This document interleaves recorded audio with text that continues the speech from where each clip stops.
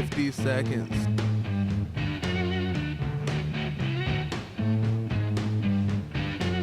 It's getting near dawn. 40 seconds.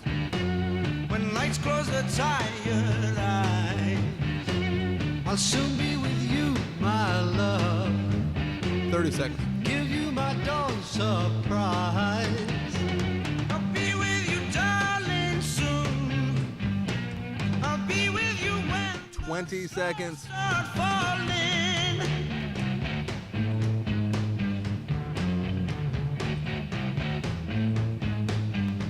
10, 9, 8, 7, 6.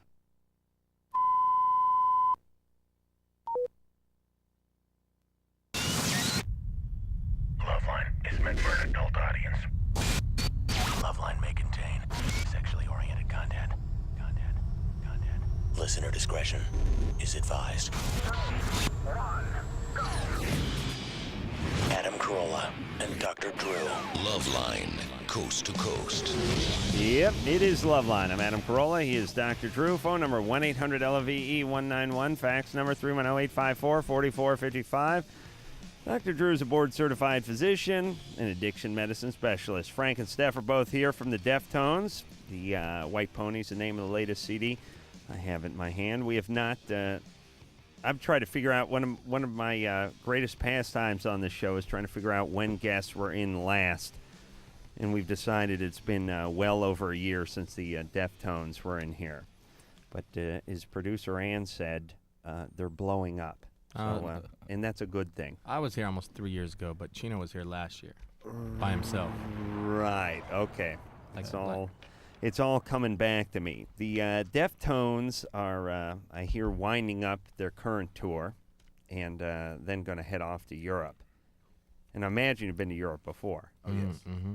And I never can figure this out, and especially Asia. Because we have a lot of bands in here, and they're going to, like, Korea. And I'm always curious, are they listening? Are you going over there to introduce yourself to them? Or are you selling millions of records over there and they're begging for you to come over there? Or how does it, or do they just want to see American rock? Do you know what I mean? Are there a lot of Deftone fans in Europe? And did they ask you to come out to Europe? Or are you going there to expose them to the Deftones? Well, we're always trying to expose them to us, but there's a lot of fans around the world, though. I mean, outside of Europe too. So we sell out everywhere we play over there. And what kind of venues do you play, like when you go to Europe? And what parts of Europe are you going to? Do you know? Pretty much Western Europe and Scandinavia. We haven't been to Eastern Europe or. Right. Well, who wants to go there? I would like to go one day, but. And what kind of venues do they have? How different are the venues, let's say, in Europe? I've never gotten into this, but do they have clubs? Do they have arenas? I mean, I know they have soccer stadiums, but do they have a Fillmore in Mainz? You know what I mean? I mean, do they have the equivalent of the Whiskey and the Roxy and all that stuff over there? Yeah, they actually have a lot more. Yeah. Oh, really? Yeah. And a lot of different sizes, too. It's got the Astoria, Zenith, all kinds of stuff. And so when you go there, you'll play those types of venues. It's a mix. Sometimes, I mean, we've gone over there and played really small clubs, where maybe only 150 people in there, and then we played, like, in Paris at this place called the Zenith, and it's, like, almost 5,000 people. And will you go there alone, or will you meet up with some other bands and tour around with them? Well, we're going back over this time to do some more festivals, which are just, the big week-long concerts. And then we got a couple club shows along the way. And will they pair, like if you go to Sweden, will they pair you up with Narthex, the local Swedish band? And will they play too that night, or is it just Deftones? If it's on, we played a Swedish festival, not like in June sometime, and there was a lot of Swedish bands there, So it was, but that was because it was a local festival. And you guys, are you drinking it in? Are you enjoying it? Are you seeing the sights? Are you soaking up the culture, or is it just more crappy food and hotel rooms? No, it's the same, but yeah, you got to go out and see it all. Yeah, I mean, you got to take it in. You don't have time to go and check out every last nook and cranny of every spot, but you get out there and see stuff.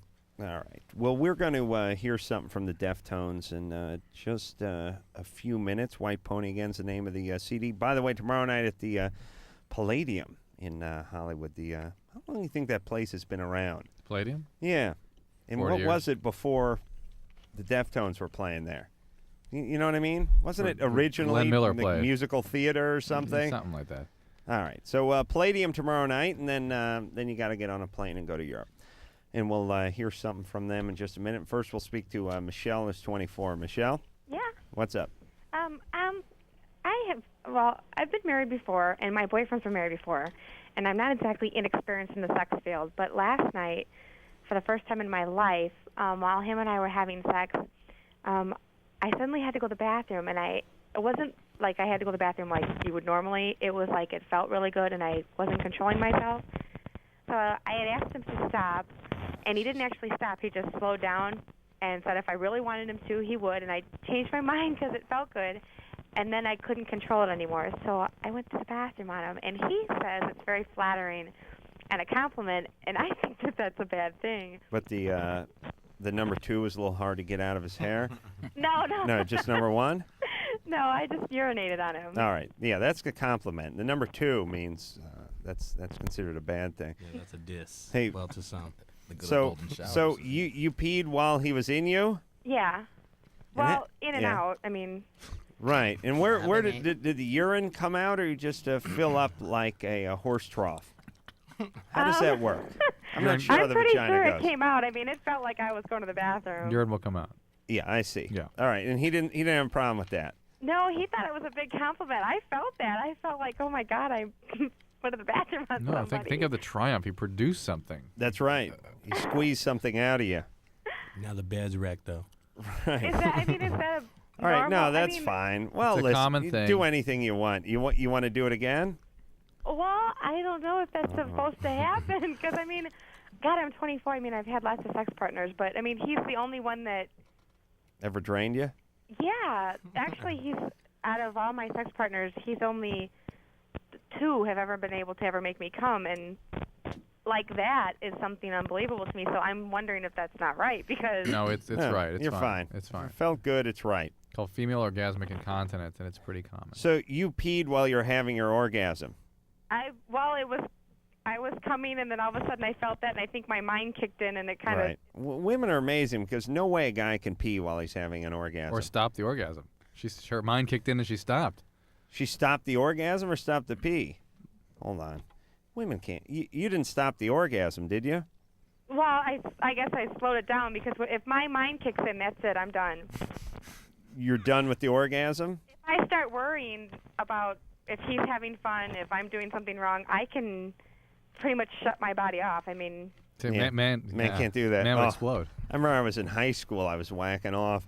And my friend just like, he kicked open the door, and it was like right at the moment of ecstasy. And I was like, John, what are you, oh, John, oh, no. But it's like, I couldn't stop. I mean, what, it's like when the president gives the order to blow up Russia. You know, you're in DEFCON 5. The That's keys it. have been put in the place. keys have been put in and turned. That's it. Yeah, you're there's going. no coming back after that stage. Oh, this guy's like standing at my door laughing at me. And I'm like, it's the last image I see as the semen comes out of the penis, and it was completely humiliating. But the point is that there was no turning back. But the women can stop that. Men cannot. Allie? Yes. You're 16? Yes. What's up? Not much. Should I go ahead and just tell you my question? Sure. Okay. Along with having sex with my boyfriend, he wanted to do it to my chest, and I said sure. Well, he busted all over my chest, and some got in my eye. Mm-hmm. My vision's all blurry, and it's like bloodshot. And when I wake up in the morning, it's all goopy. Oh, boy. You got to see a doctor about that, seriously. Oh, really? Oh, yeah. Like the goopy's not there as much anymore. Hopefully that's just some sort of chemical irritation, but you can get chlamydia, you can get gonorrhea, you can get all kinds of good things that way. Oh, okay. So I should go to the doctor for that? Yep. Okay. Yep. All right. Thank you. Okay. All right. What are you telling your mom? Well, she doesn't see the goopy stuff. She just sees, like, the bloodshot. Right. She just thinks it's allergies. Oh, yeah, I'm allergic to jizz. Yes, I just, like... Yeah, I'll tell you what. Don't tell your mom he busted a nut in your face, but just tell her the penis poked you in the eye and it's irritated it. Okay? Okay. All right. Bye. Oh, my God. This was not 16 years old. I didn't even know that was possible when I was 16. I was like, Hello. I'm going to have to find a corpse to let me... You know what I mean? Like, there was no woman I was aware of who would hold still for that. You know, at 16? Oh, my God. Yeah, so what's up with semen in the eye? You get pink eye? Well, pink eye just means conjunctivitis, and certainly she has that. The question is it infectious or allergic or just chemical irritation? So is your eye, they talk about the window to the soul, but it's also like a window to the inside of your body, right? Yeah. I mean, meaning you spill something on your hand, it doesn't soak in. Mm-hmm. But you get something on your eye, it gets absorbed. Right, go to even to your central nervous system. Oh, that's deep. So you get something splashed in your eye, not only hurt your eye, but your body will drink it in. Well, Okay, well, I don't know what I'm talking about, but you know what I'm saying. there's a potential for that. All right. And how come it does it sometimes and won't do it other times? Won't drink it in sometimes? No, how come a woman could get, let's say, semen in her eye on a number of occasions and nothing happens, and then one time she does? Is it the semen or is it the eye? It's the semen. It's a different. If it's the same person, tainted semen. Tainted, dirty semen. Uh-huh. Bad It's semen. a whole new crew. I see.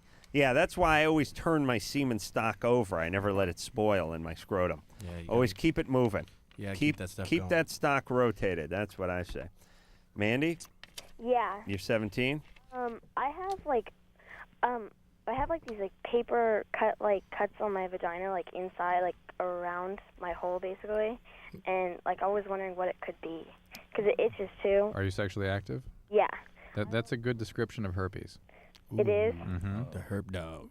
I have a lot of discharge too, so. Well, maybe it's just the irritation from whatever the infection is in there. It may not be herpes, maybe something You don't else. get the discharge with the herpes, do you? You can get a little bit, but then it's not a huge predominant symptom. Mhm. So you really need to see it. Somebody's got to do a pelvic exam right away. Okay. Okay? All right. You on the pill? No. Using any kind of protection? Well, no, you're not. What's up with you?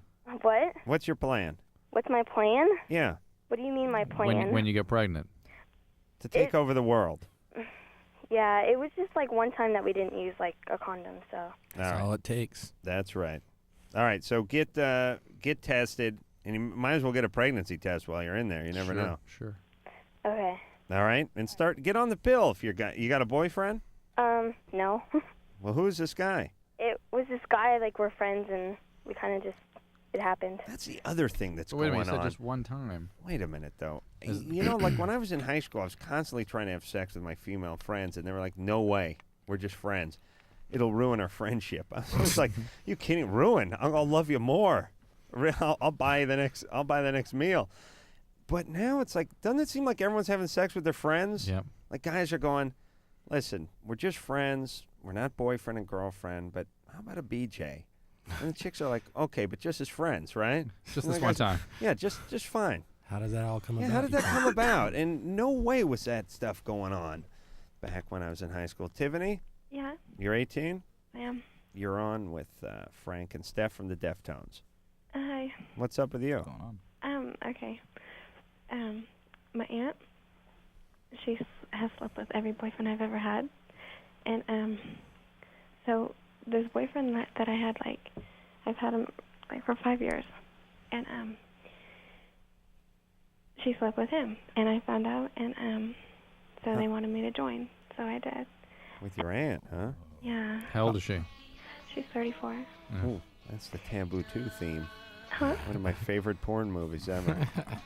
He knows how to please in every detail. You guys should cover this when you're so she's how old? 34. 34. Yeah. And why is she having access to every boyfriend you have? Yeah, I don't stop know. introducing them. Yeah. We're really close, and we're really good friends. And You and your the aunt? yeah, Do you guys Oh, live together? Not that good of friends if she's taking every one of your boyfriends. I know. Yeah, well, hold on. Tiffany, what's up with you? And Okay, hold on a second. okay. Shut up. On boyfriend number 4, let's say, after she banged the first 3, Uh-huh. don't you think maybe I shouldn't bring Rob over to the aunt's house? Exactly.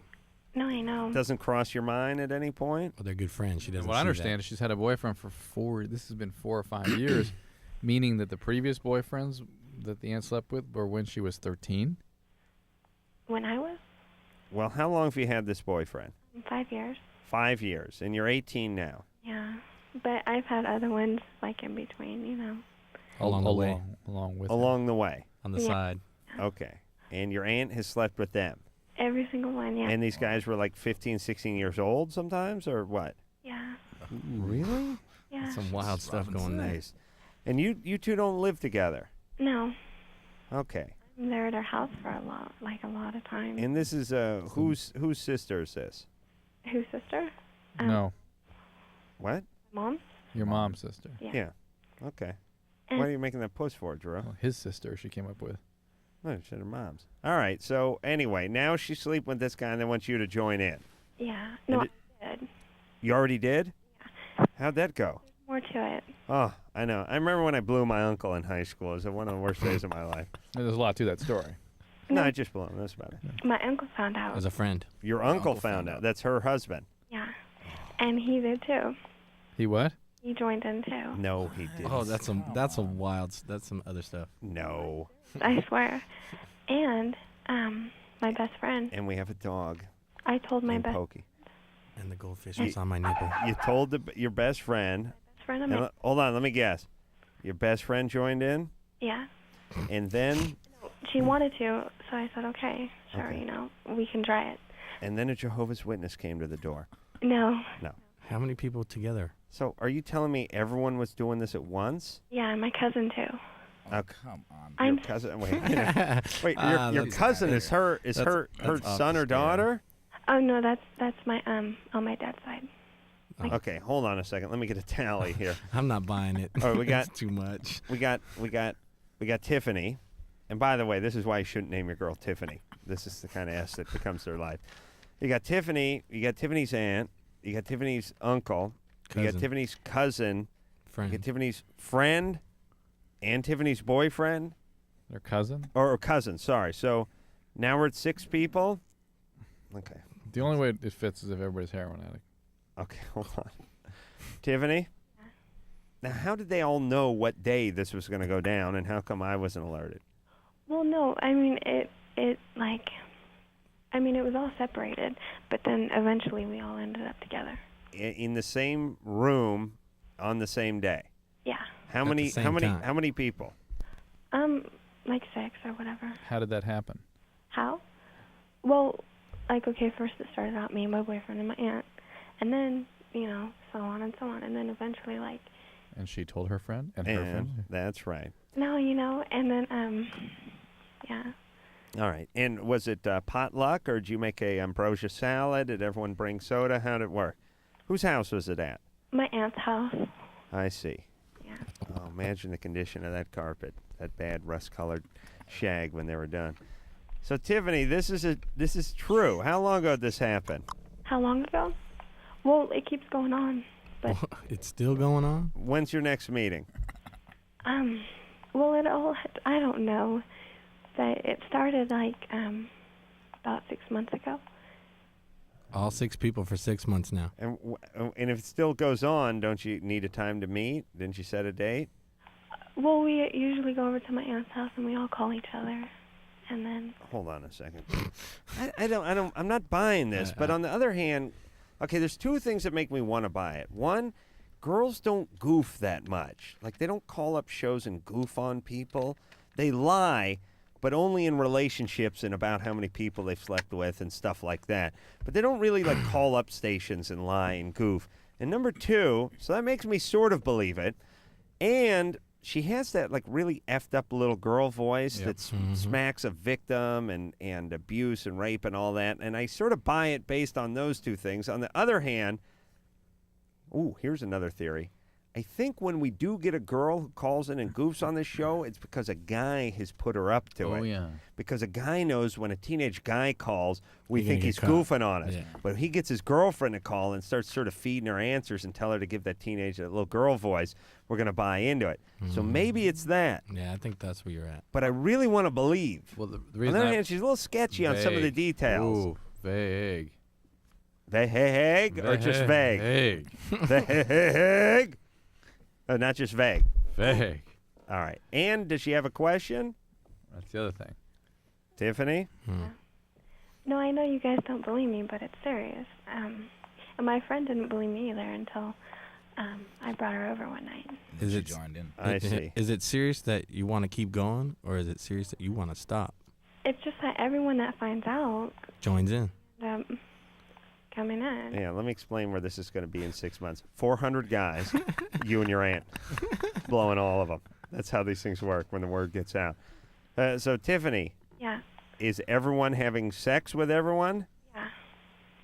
Are you having sex with your uncle? Yeah. No, I'm not buying it now for real. I'm sorry. With his wife there? Yeah. No way. I'm totally And not. what about you and your aunt getting it on, or you and your female friends? What about female stuff? Yeah. But of course, we're all drunk when we do it too. I was gonna say there's got to be major league drugs and alcohol. All right. Well, just because I want to masturbate to it when I get home, let's just say I believe it. So, Tiffany? Yeah. Okay. Everything's a mess. You know that, right? Yeah. So, don't have any kids. Yeah. Right? What do you do for a living? What do I do? I'm a cosmetologist. All right. And you like pluck eyebrows? No, I do hair. I see. All right. And what happened to you? Did you ever get raped when you were a kid or something? No. Molested? No. What got you going in this direction? How did your family get so effed up? I don't know. Okay. But Yeah. Oh, I'm not. But I'm what? I've got something else to say. Yeah, Yeah. this is the bogus part. Oh, really? Yeah, yeah. Oh no. No? All right. Go ahead. Okay, Adam. The tone already changed. Yeah. Ever since I started watching your show, Uh-huh. Well, let her talk. you are so fine. Really? Now I'm starting to believe her because she's effed up. Yeah. Drew's now called a helicopter to have you medevaced into a local hospital. Yeah. Fine, huh? Adam, Yeah. I really want to be with you too. Okay. Well, when's your next slumber party? With your aunt and her cousin. Yeah, because I got a hankering for your uncle. No, just me and you though. Really? I can't perform without a few people standing around. And what Friends and city do you family. live in? California. That's a nice city. California City? In the Quincy. Quincy? Quincy. Where is that? It's like an hour and a half away from Reno. And there's this girl on the bike. Oh, boy. Whatever. All right. Whatever. All right. Hey, Tiffany, if you're nearby, I'd tell you to come on by. Oh, I can fly up there. All right. Well, why don't you come out next week? Hmm? Is in LA? Yeah. Yeah. Yeah. All right. All right. We'll put you on hold. You come out next week. Okay. All right? Okay. All right. All right. We won't necessarily have sex, but we'll certainly discuss it. All right? Okay. All right. All right. Try not to pick up anything along the way, though, right? Oh, okay. All right. I'll give her a dipping before she comes in. Is that a bird in the? If she tells me that bird got in there, Tiffany, Huh? do you have a bird? Yeah, I do. Is the bird involved sexually with this mess too? Okay. Bird love. I believed her. I don't believe her. You don't believe her? No, definitely But, not. okay, but don't we believe that we believe she's effed up? Yes. Yeah, well, that's clear and apparent. And do we believe that her aunt has had sex with a lot of her boyfriends? Maybe We're not even going along that far? If we're actually going to face to face with her, we'll find out. Yeah. All right. We'll bring her in. Maybe she'll be a guest next week.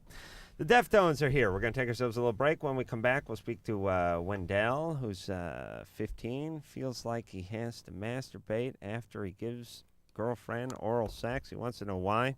We'll figure out why after this. Oh yeah, everybody now. LoveLine will be right back.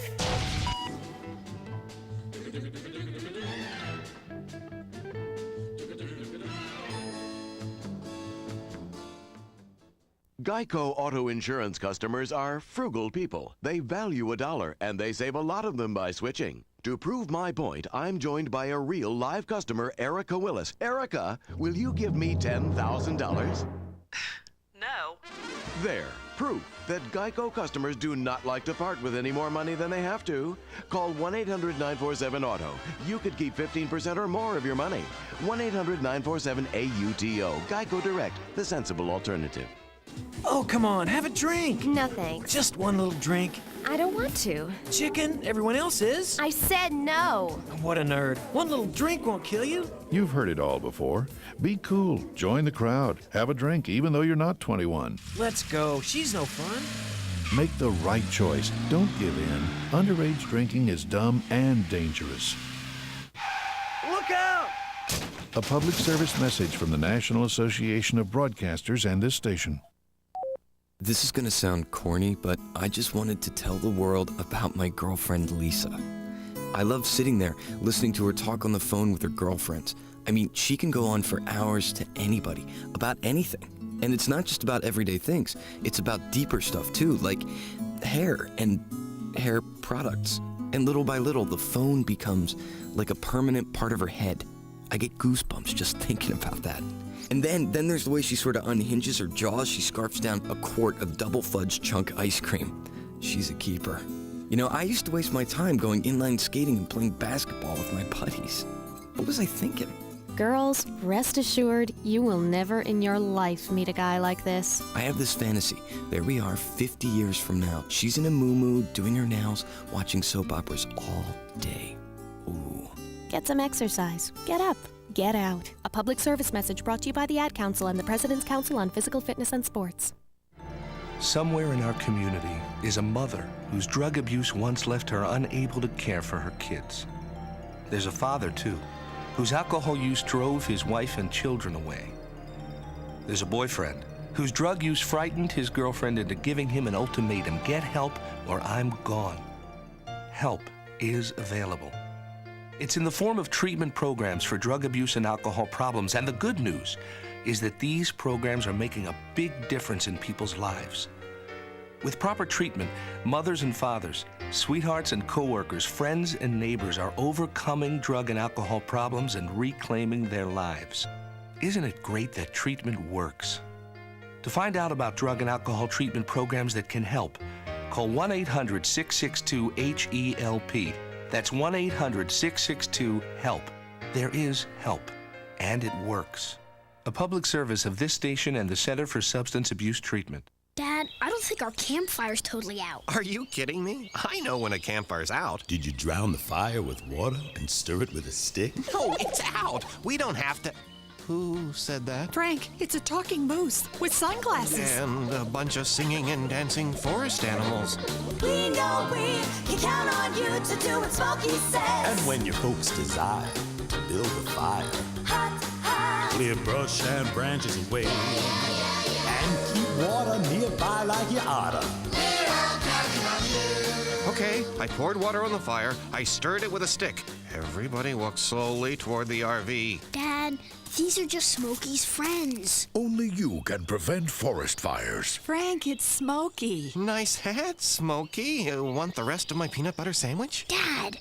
Visit Smokey at www.smokeybear.com. Brought to you by the USDA Forest Service, the National Association of State Foresters, and the Ad Council.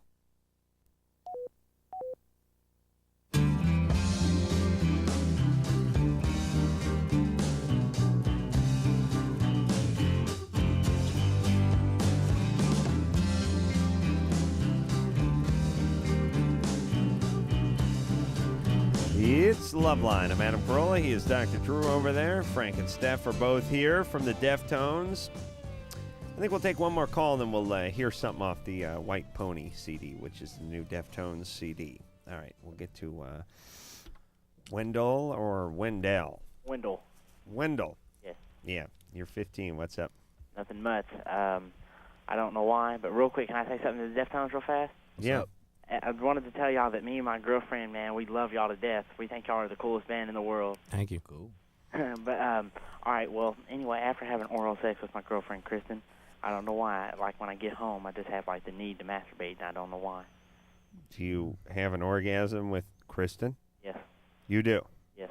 And then you masturbate again when you get home? I did. Right, to the thought of that? What? To the thought of the oral sex? No, just to anything. Who are you thinking about? Anything that pops up in my mind. Not Kristen? No. Is she listening? Every once in a while. No, Yeah. I like that. She may, let's put it this way, Wendell, she may be listening. You can, yeah. Now, do you think about Kristen or not? Sometimes. Most of the time? Yeah, pretty much. Yeah. There we go. Very good. I love her so. That's right. And you guys are just cuddling when you're masturbating, right? No. It was just further proof that I'm trying to help you, Wendell. there's nothing to replace the real thing. Right. All right. Well, you're 15. Right. That's what you do when you're 15. Roll with it. Yeah. Well, She's lucky you don't start masturbating while she's giving you a BJ. Or invite your uncle. Yeah. Is it like is it No, it's fine. fast or what? You're 15. That's what you do. Okay. You understand? Yeah. It's biology. In fact, You got a lot of energy. The weird part about the story is what he does before he masturbates. What does he do? He drives home. Somebody has oral sex with him. I mean, at Right. 15, that's sort of Well, that's listen, the not normal you know part what of it's like? Here's what it's like. It's like saying, when I was in junior high, I'd be in the pool for 5 hours. Marco Polo, cannonballs, the whole thing. I'd be in a pool. Average time spent in a swimming pool when I went swimming, 6.5 hours. Now, I go over there, put my big toe in. I go, Jesus Christ, who's heating this thing? And then I get pissed off and go back in the house. 10 minutes tops. Right, 10 minutes. Maybe you get drunk, you fall in. That's what you do. Now, what's the question? You know what I mean? Why was I in it? Because you're 15. That's what it is. Enjoy it. That's the point. All right, let's hear something from the Deftones. This is off the White Pony CD. You queued up there, Anderson. And this one is called Change.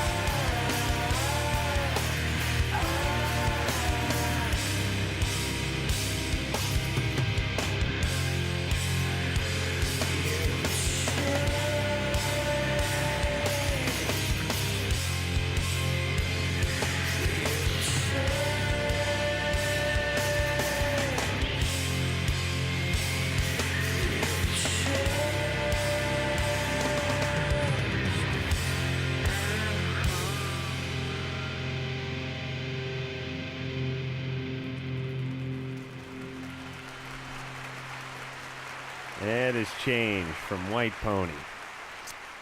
From the Deftones. Another good Deftones song here on the Fabulous LoveLine. We're going to hear something else from the Deftones in the second hour. And again, they'll be at the Palladium tomorrow night. I'm guessing that's probably sold out, though, right?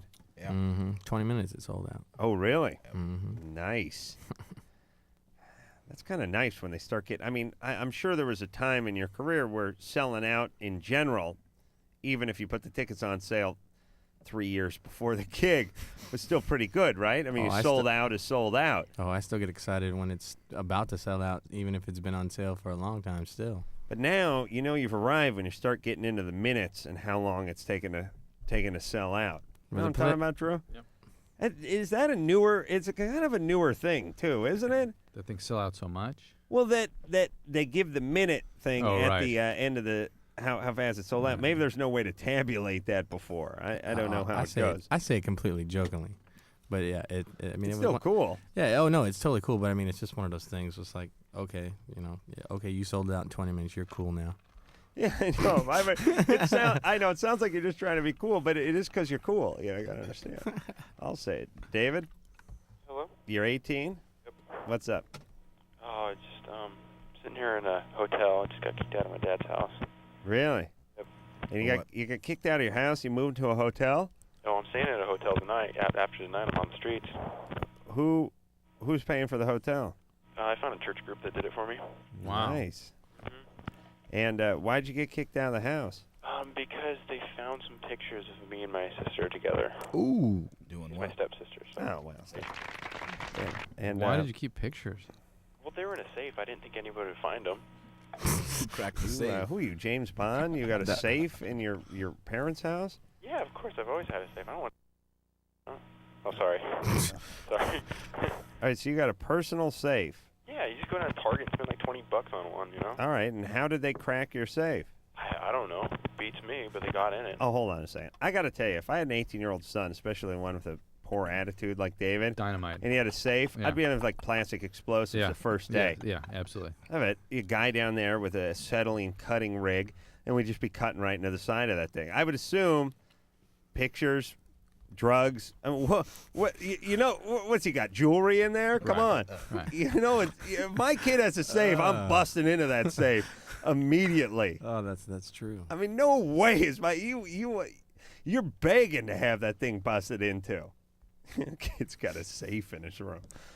All right. Let's see. David? Yep. All right. So the pictures were of you and your stepsister. Just me. They were just like nudes of her. Nudes of her. How old is she? She's 19. 19? Well, that helps your case a little bit. Mm-hmm. Well, hell of a lot better than her being 14. Does she still live at home? Yeah. She didn't get kicked out. No. And how long have you two been going at it? I moved here about a year ago, and about a year. And so you were living with your mom? Yeah, I was living with my mom. Okay. And can you tell your dad that you didn't take these pictures, that you found these pictures and stole them? No. Why not? Because she admitted to that I took it. Oh. Is your like a big toe in the picture or something? No, but... No. You took the pictures. Now, do they know you had sex? No. All right. So, I ran away because they're going to kick my ass when they find out I did. I see. But they're not necessarily going to find out you had sex, are they? I'm pretty sure she'll tell them. Wait a minute. So you ran away. You weren't kicked out of the house. Wasn't really kicked out. Well, basically what they said, they were going to make my life a living hell unless I left. And so I just said, screw that, and packed up my stuff. All right. Well, how about... Getting a job. Yeah, how about the job part of life? Well, I've never had a job. I was full-time school. Just got out of summer school last week, so... Yeah, well, time to get a job. Are you going to junior college? I'm in high school. I'm graduating next year. Hold on a second. I just want to put on hold because his phone line's so effed up. He's 18. He graduates next year? It's back a year. And he got held back a year? What a surprise. David? I turned 18. Huh? I'm at the end of my class. I just turned 18. All right, listen, where are you going? You're not going to college, are you? Nope. All right, well, listen, you're not going anywhere. Why don't you take your GED, finish up, you're 18, get a job. No, I'd rather get a high school diploma. Yeah, well, listen. First off, what do you think you're going to do with that high school? You think the guy whose carpet cleaning service you work for is going to want to see that diploma? Let me tell you kids something about a high school diploma. It means nada. I have one. I've never showed it to anyone in any job I've ever taken. I lost mine. I never got mine because I owed the book room $20 from We the People, and they wouldn't give it to me until I paid them, and I didn't have the $20. But only Drew needs a high school diploma. No one needs it. You don't need one, David. But You're not going to college. What's your plan? You have no way to support yourself. How can you go? How can you do that without getting a job and supporting yourself? The thing is that I was supposed to go move with my mom. I called her up. She was going to fly me out there tomorrow. Right. Right. And then my dad calls her up and starts, like lying and crap, saying that I've been abusive to my little sister and just garbage like that. And now she doesn't want to take me. All right, hold on a second again. That's a horrible line. Let me give my honest and what I think is fair assessment of David. David's got himself in a little predicament. I don't want to see the guy out on the street. He also sounds like an asshole. This guy sounds like a prick.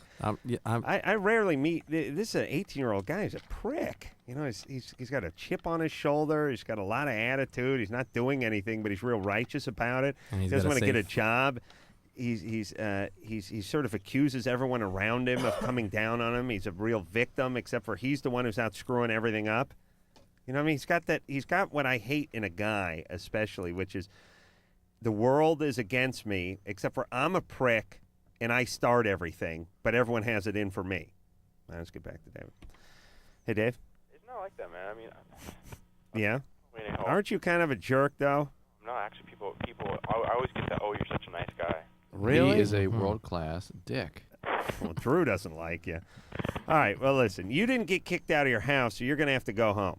I'm not going home. So see, the thing isn't. Then you got to get a job. You're ashamed, but you got to face the music. Oh, okay. You need to talk to your stepsister and get on the same page with her. Do you understand? Or get a nice shopping cart and get used to it. You need to work out a story with your stepsister. The thing is, she has a boyfriend, okay, and she doesn't want to be with me. We were just having sex. That's what it was. But David, what's that have to do with my suggestion about getting on the same page with her as far as a story? What are you gonna do with me now? Because now she blames it all on me. Because now she's gonna have a heart, and they're gonna probably kick her out. All right. Well, listen, hey David, we don't know what your question is, then, buddy. Is there any hotlines or something I can call where I can get more information on where I can go? All right, Drew will give you one. Hold on. It's 1-800. Let's see, 422-4453. Now, are these just for guys who bang their stepsister, or is this for everyone? Yeah, specifically. Specifically? Yeah. There's an extension for the young males that bang their stepsisters. This is 1-800-PULL-OUT? 422-4453. I see. All right. One more time for David to scratch down on that little pad they keep by the fake veneer oak nightstand and that big crappy plaster lamp. 1-800-422-4453. All right. Call that number and good luck. And listen, there's a crisis line, 877-7-CRISIS also. 877-7-CRISIS. I want to feel bad for Dave, but he seems like a jackass. Well, he's certainly not willing to take any direction from us. Yeah. It's like, why call? Yeah.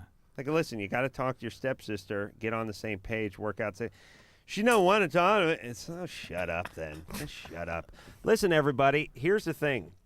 I'm like an iceberg. I'm like Satan meets the iceberg that sunk the Titanic. I really am. I don't care what is going on in your horrible, wretched little lives. If you're not nice to me, I'll see you in hell. I could care less. If you come at me with attitude, I don't care if you're calling because you're currently stuck in a bear trap and you have syphilis. I don't care. If you got attitude, that's it. I got attitude. And David, for a young guy who's calling in for advice, has a ton of tude on him. And I don't think he really realized it. No. And I think people treat him that way. And he doesn't know it. No. All right. Deftones are here. Deftones are here. We'll take a little break. We'll be back, and we'll speak to Jacqueline. She wants to know how to get her boyfriend to have sex with her. Mm-hmm. We'll tell her how after this. LoveLine. We'll be right back.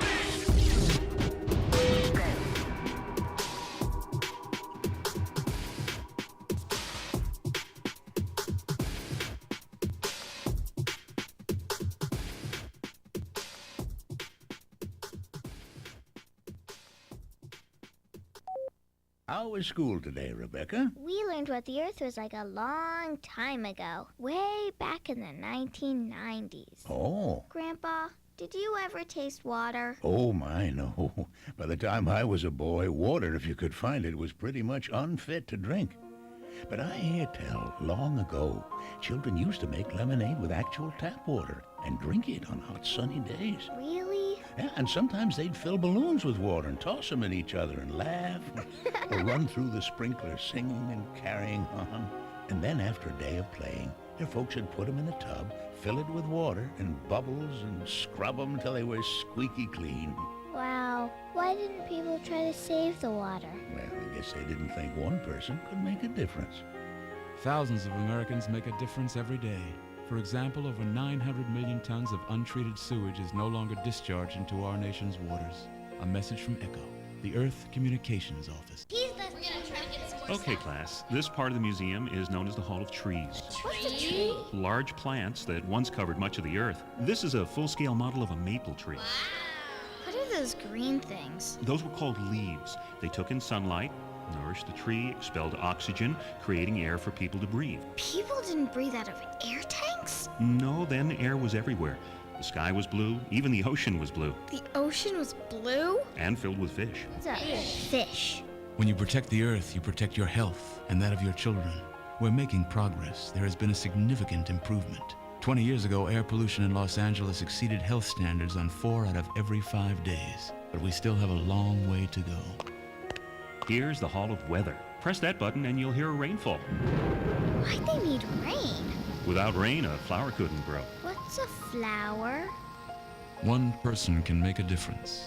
A message from ECHO, the Earth Communications Office. Personally, I'm so sick of hearing about the environment. I know. What's everyone so worried about? 51 million Americans live in areas where the air is officially classified as unhealthy to breathe. It's a big world, and it's been here a long time. Yeah, we're talking years and years and years. The Center for Disease Control says that 94,000 people get sick every year from contaminated water. 900 of those people die. It's all in their heads. It's media hype. The average American dumps at least 20 pounds of household toxins down the drain every year, most of which ends up in the drinking water supply. Personally, I drink tap water. I mean, it's not like we're in Bangladesh. Personally, I feel fine. I mean, I ask you, seriously, who's really getting hurt here? 5.8 million children died last year as a result of unsafe drinking water. Not me or my kids, right, Billy? Billy? Where are you? Can one person make a difference? Today, 66% of our rivers and lakes are safe for fishing and swimming, a third more than in 1970. One person can make a difference. A message from ECHO, the Earth Communications Office. And now, Vince and Larry, the crash test dummies, with a lullaby. Crumple, crumple, little car, when you crash it's au revoir. If on dumb luck you rely, through the windshield they will fly. Keep your children off the streets, put your kids in safety seats. Crumple, crumple, little car, don't be dummies like we are. Gee, Vince, I'm kind of sleepy now. Okay, Larry, just crash anywhere. You could learn a lot from a dummy. Buckle your kids' safety belts. A message from the Department of Transportation and the Ad Council. Oh, come on, have a drink. No, thanks. Just one little drink. I don't want to. Chicken, everyone else is. I said no. What a nerd. One little drink won't kill you. You've heard it all before. Be cool. Join the crowd. Have a drink, even though you're not 21. Let's go. She's no fun. Make the right choice. Don't give in. Underage drinking is dumb and dangerous. Look out! A public service message from the National Association of Broadcasters and this station.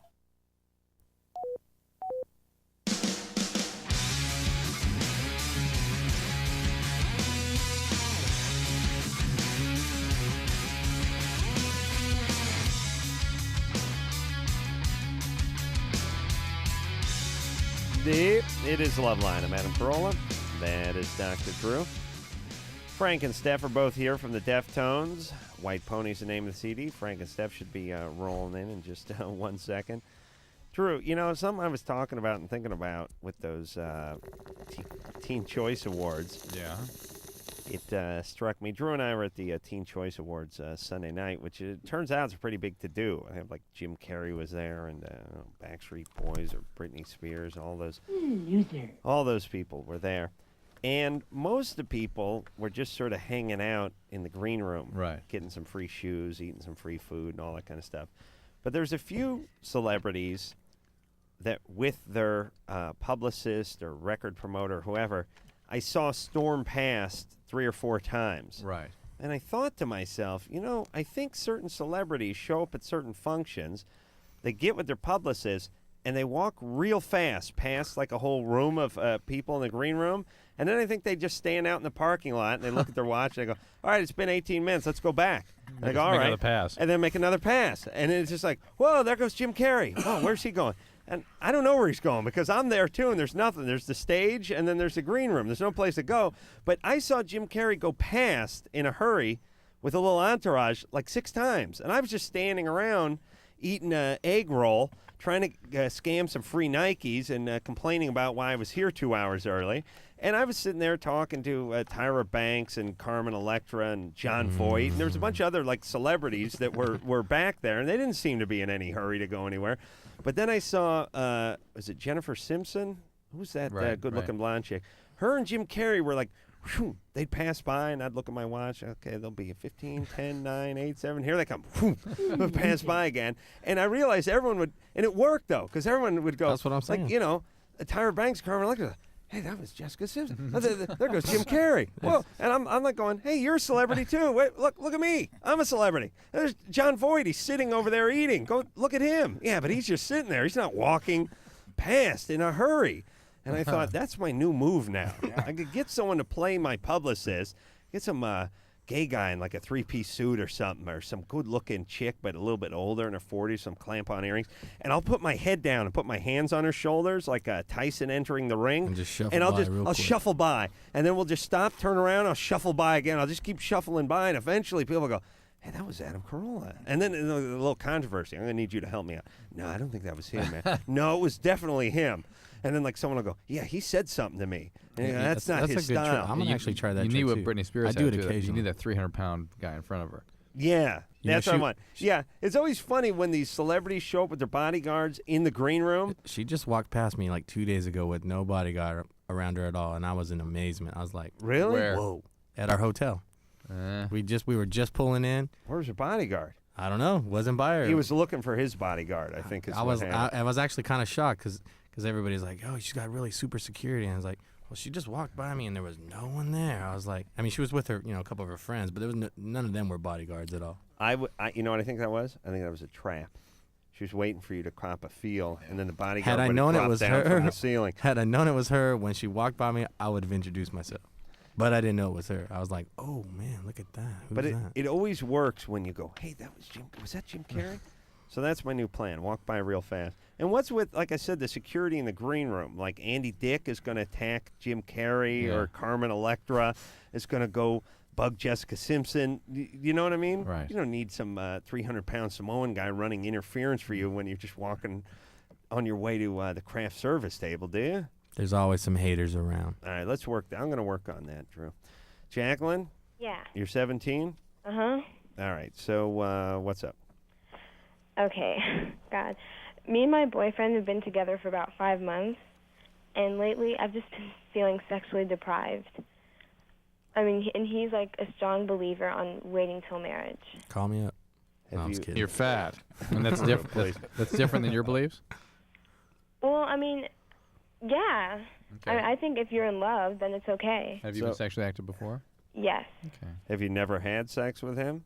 I've never had sex with my current boyfriend, no. Mm-hmm. And he knows you've had sex before? Yeah. See, part of this, how old is he? He's 18. Sometimes I think guys, especially guys who've never been laid before at 18, and they're with a woman who's younger and has had some experience, they're a little intimidated. Oh, yeah. And so they like put it off or they avoid it. It's kind of weird.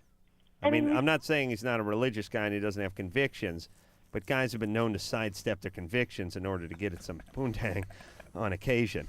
I'll walk right past that Bible to get at some poontang. Well, everyone that gets older and are still virgins that wait, they always seem a little more different. And especially, different in a bad way, but especially guys because they think they have to satisfy and perform.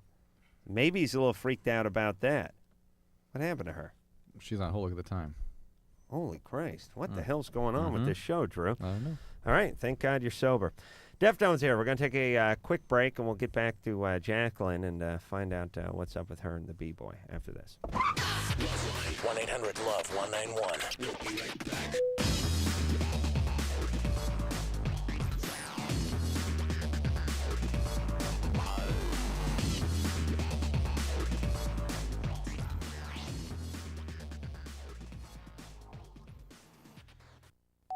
These are the sounds of today's kids.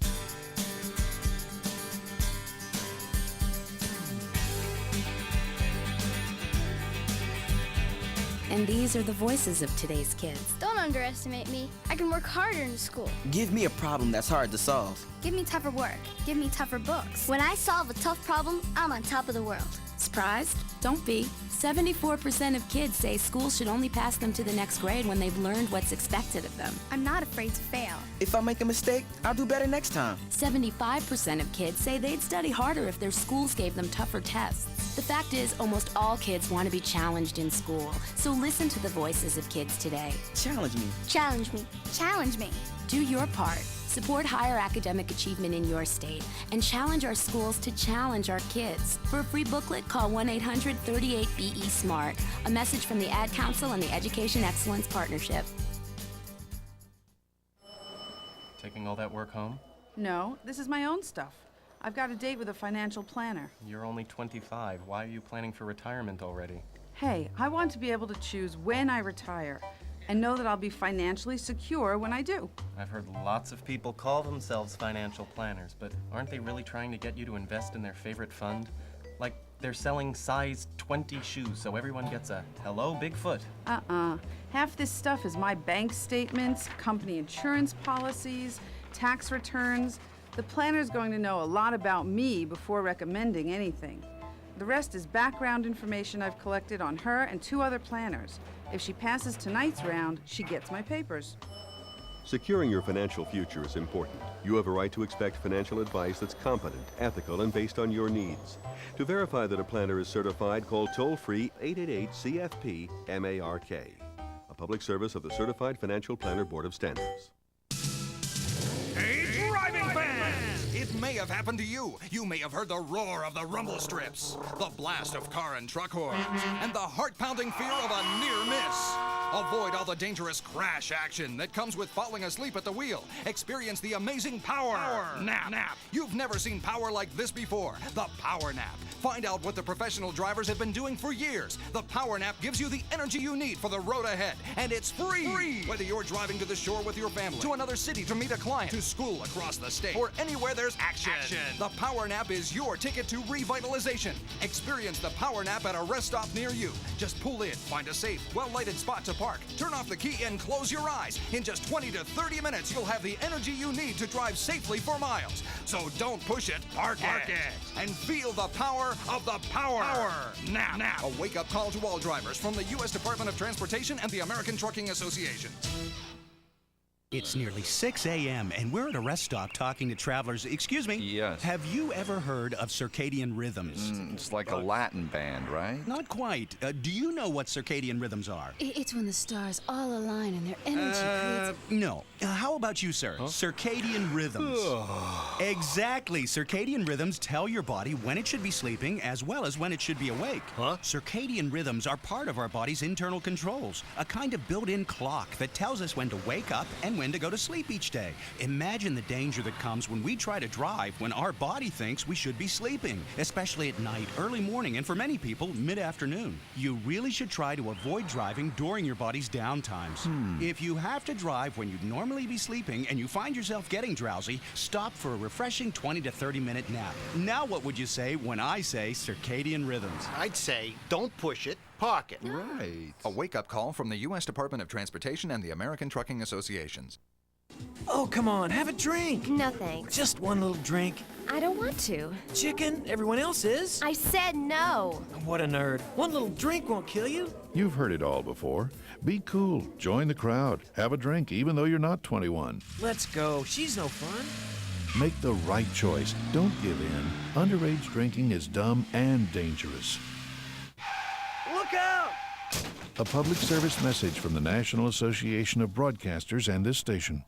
Coming to Showtime, Evander Holyfield, always a warrior. Tough, strong, fearless. But he's got to give it his all if he wants to get it all back. Starting with John Ruiz. He's won his last 11 fights, 9 of them by knockout. And he won't be satisfied until he becomes the first Latino to claim the title of heavyweight champ.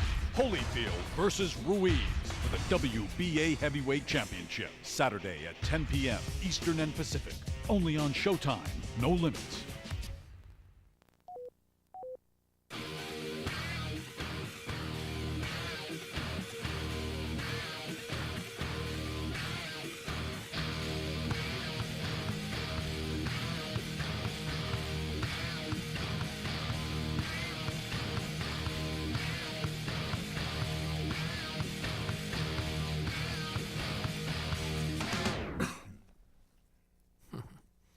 Yay, Anderson. What's up there, buddy? LoveLine. Wait a minute. I think I got a fart worked up. Try doing that thing again. No, it's okay. You can just fart do that beginning again. Come on, see if I can work it. No, I know, but I really worked this out last time. It was really funny. That was Hurry. Come on, Anderson. That was not come on. My fart will be absorbed. It's building. Relax. All right, here we It go. was not a manly fart last night either. I know. It's all I could do. All right, let's see. That was... Let's see. All right, let me try. Brace yourselves, man.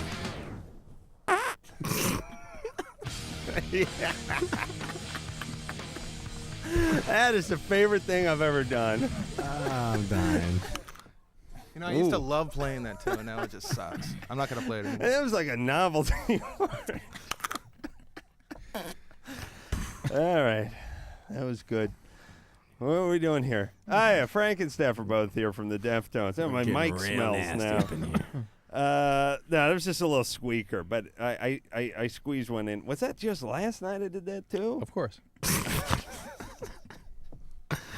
I'm going to see if I can work this out every night where I work one in. And tomorrow night, I'll try not to repeat it. You know, I'll do it in real time. Yeah, okay? Right. I just erased it, though. It's gone. Oh, how dare you. You erased that song? Well, that's oh, Anderson, you're such a wuss with the farting. That was your favorite intro. Yeah, let me hear the fart. Do you have the fart again? No, though? come on. Come on. That's good. No, you come on. It was such a squeaker. It was great. That's entertainment. Listen, you guys don't know radio.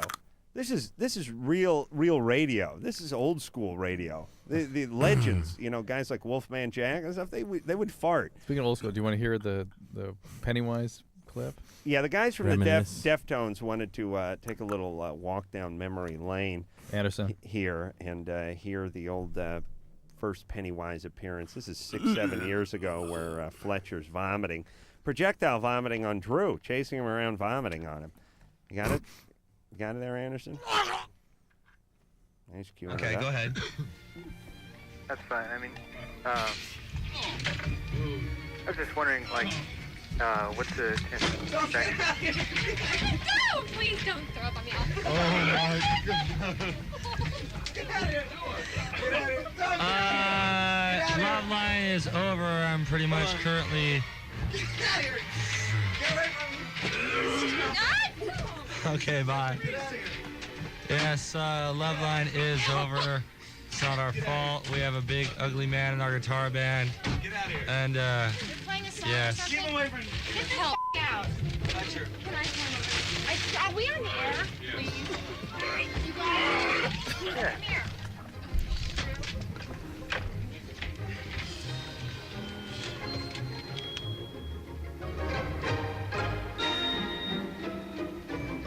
I can only dream. It was an Exorcist moment. Special. Yes, it was. Yeah.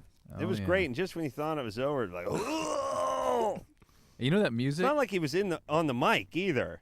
No, he was chasing me around back behind. You know where those cabinets were that you built? Yeah. He's Yeah. throw up on my cabinets? No, I was climbing up on those cabinets, punching him to get him to hold on, stand those up. I didn't build those for you to use as your personal It was a ladder. step ladder.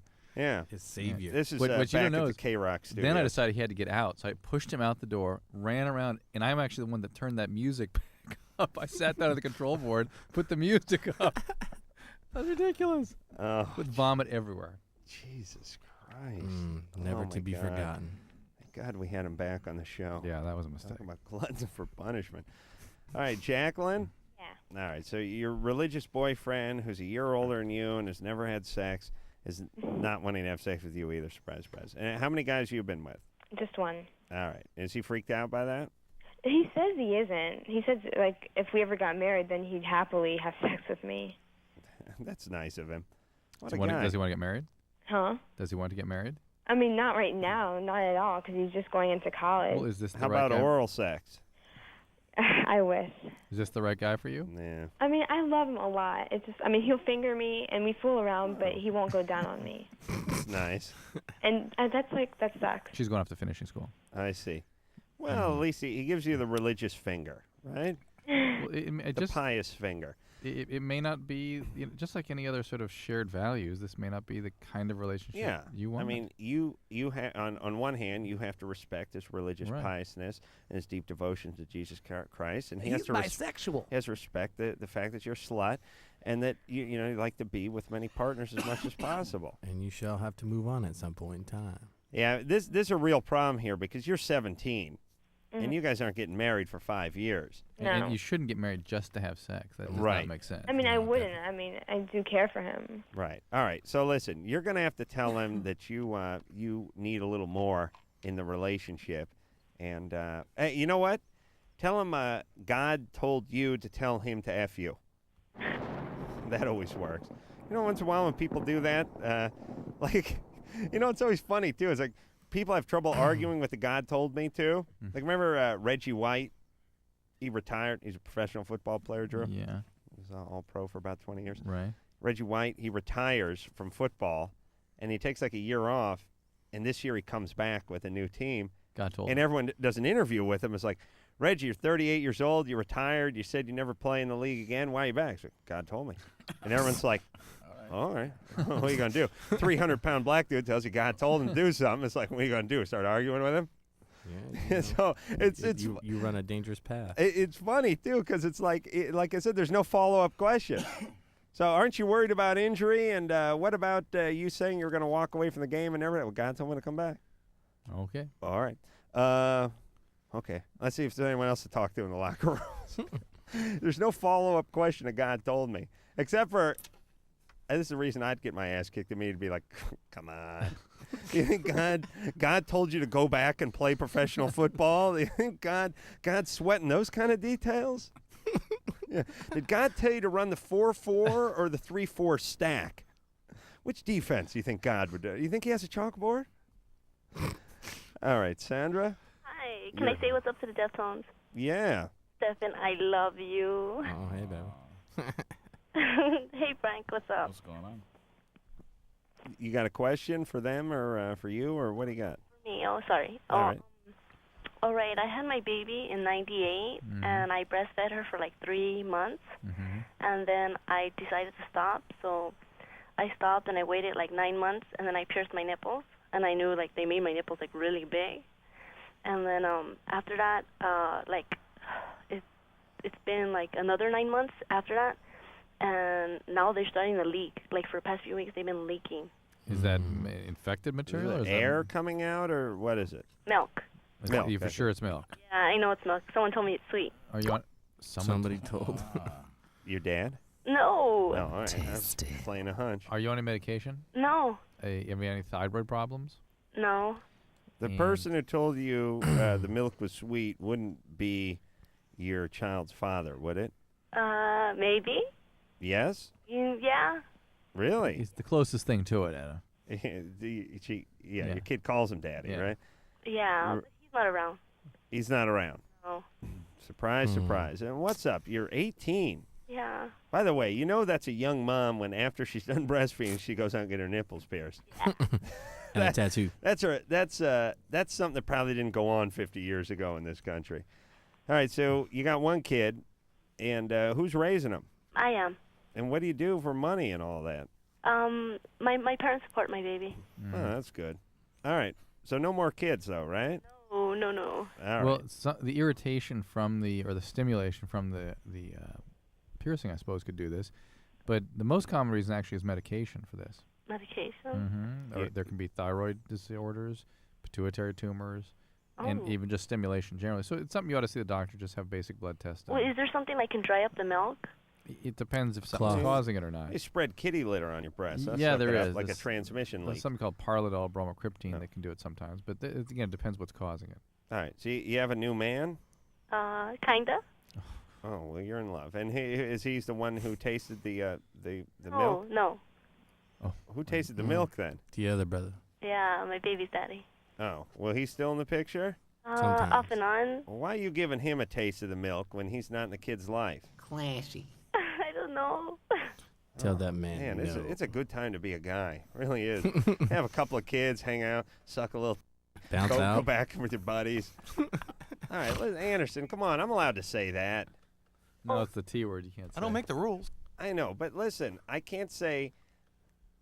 What, can I spell things? How do I do that? Spell away, dude. I'll cut out like one letter. All right, listen. I can say. Okay, I understand. I can't say T-I-T. You can say teat all night long. And I can say teat. Teeties. But can't. And I can say teeties. But why can't I say T-I's or two T's in there? T-T-Y. Can't make it hard. George Carlin Make it made a little sweet. routine a few years ago, and I people know, but still stick to listen, it. I don't care about that. I don't care. I'll go in front of the Supreme Court and I will win, hands down. If you can say boob and jug and knocker and bozos and cans and yabos and all that kind of stuff, and the one word you can't say is derivative That of we all what can- it is, which is teat, it's almost just a slightly different pronunciation of the sort of technical term. What the hell is that? I mean, I know George Carlin did that routine, and someone decided arbitrarily that you could not use that one particular sort of innocuous. The most innocuous of all the slang for breast is the T-I, and you finish with the other one letter there. You know what I mean? Yeah. It's much less offensive than jugs or cans or boobs. And the fact that somebody arbitrarily decided that makes no difference to me, and that means we could win in court. By the But way, don't tell me you couldn't win that argument in court. It wasn't just art; it was a joke. It was a joke Carlin was making. I could go up in front of any court with no representation, drunk as I often am in the afternoon, and win that case. You I can't even get because started with I this. could you'd win ha- it. You'd have to go to Congress and have the law changed. I would do it. I could yeah, win it. you could do that. I could win it. But you Then can't. do You it. can't say that you didn't break the law because you did. My job would be a lot easier if you went and did it. Our lives would all be a lot easier if we could just rewrite all our laws. Yeah. You get away with murder. I mean, listen, we you can got say it's this a new day. Shoot me in the ass and then bang me in the ass. all night long.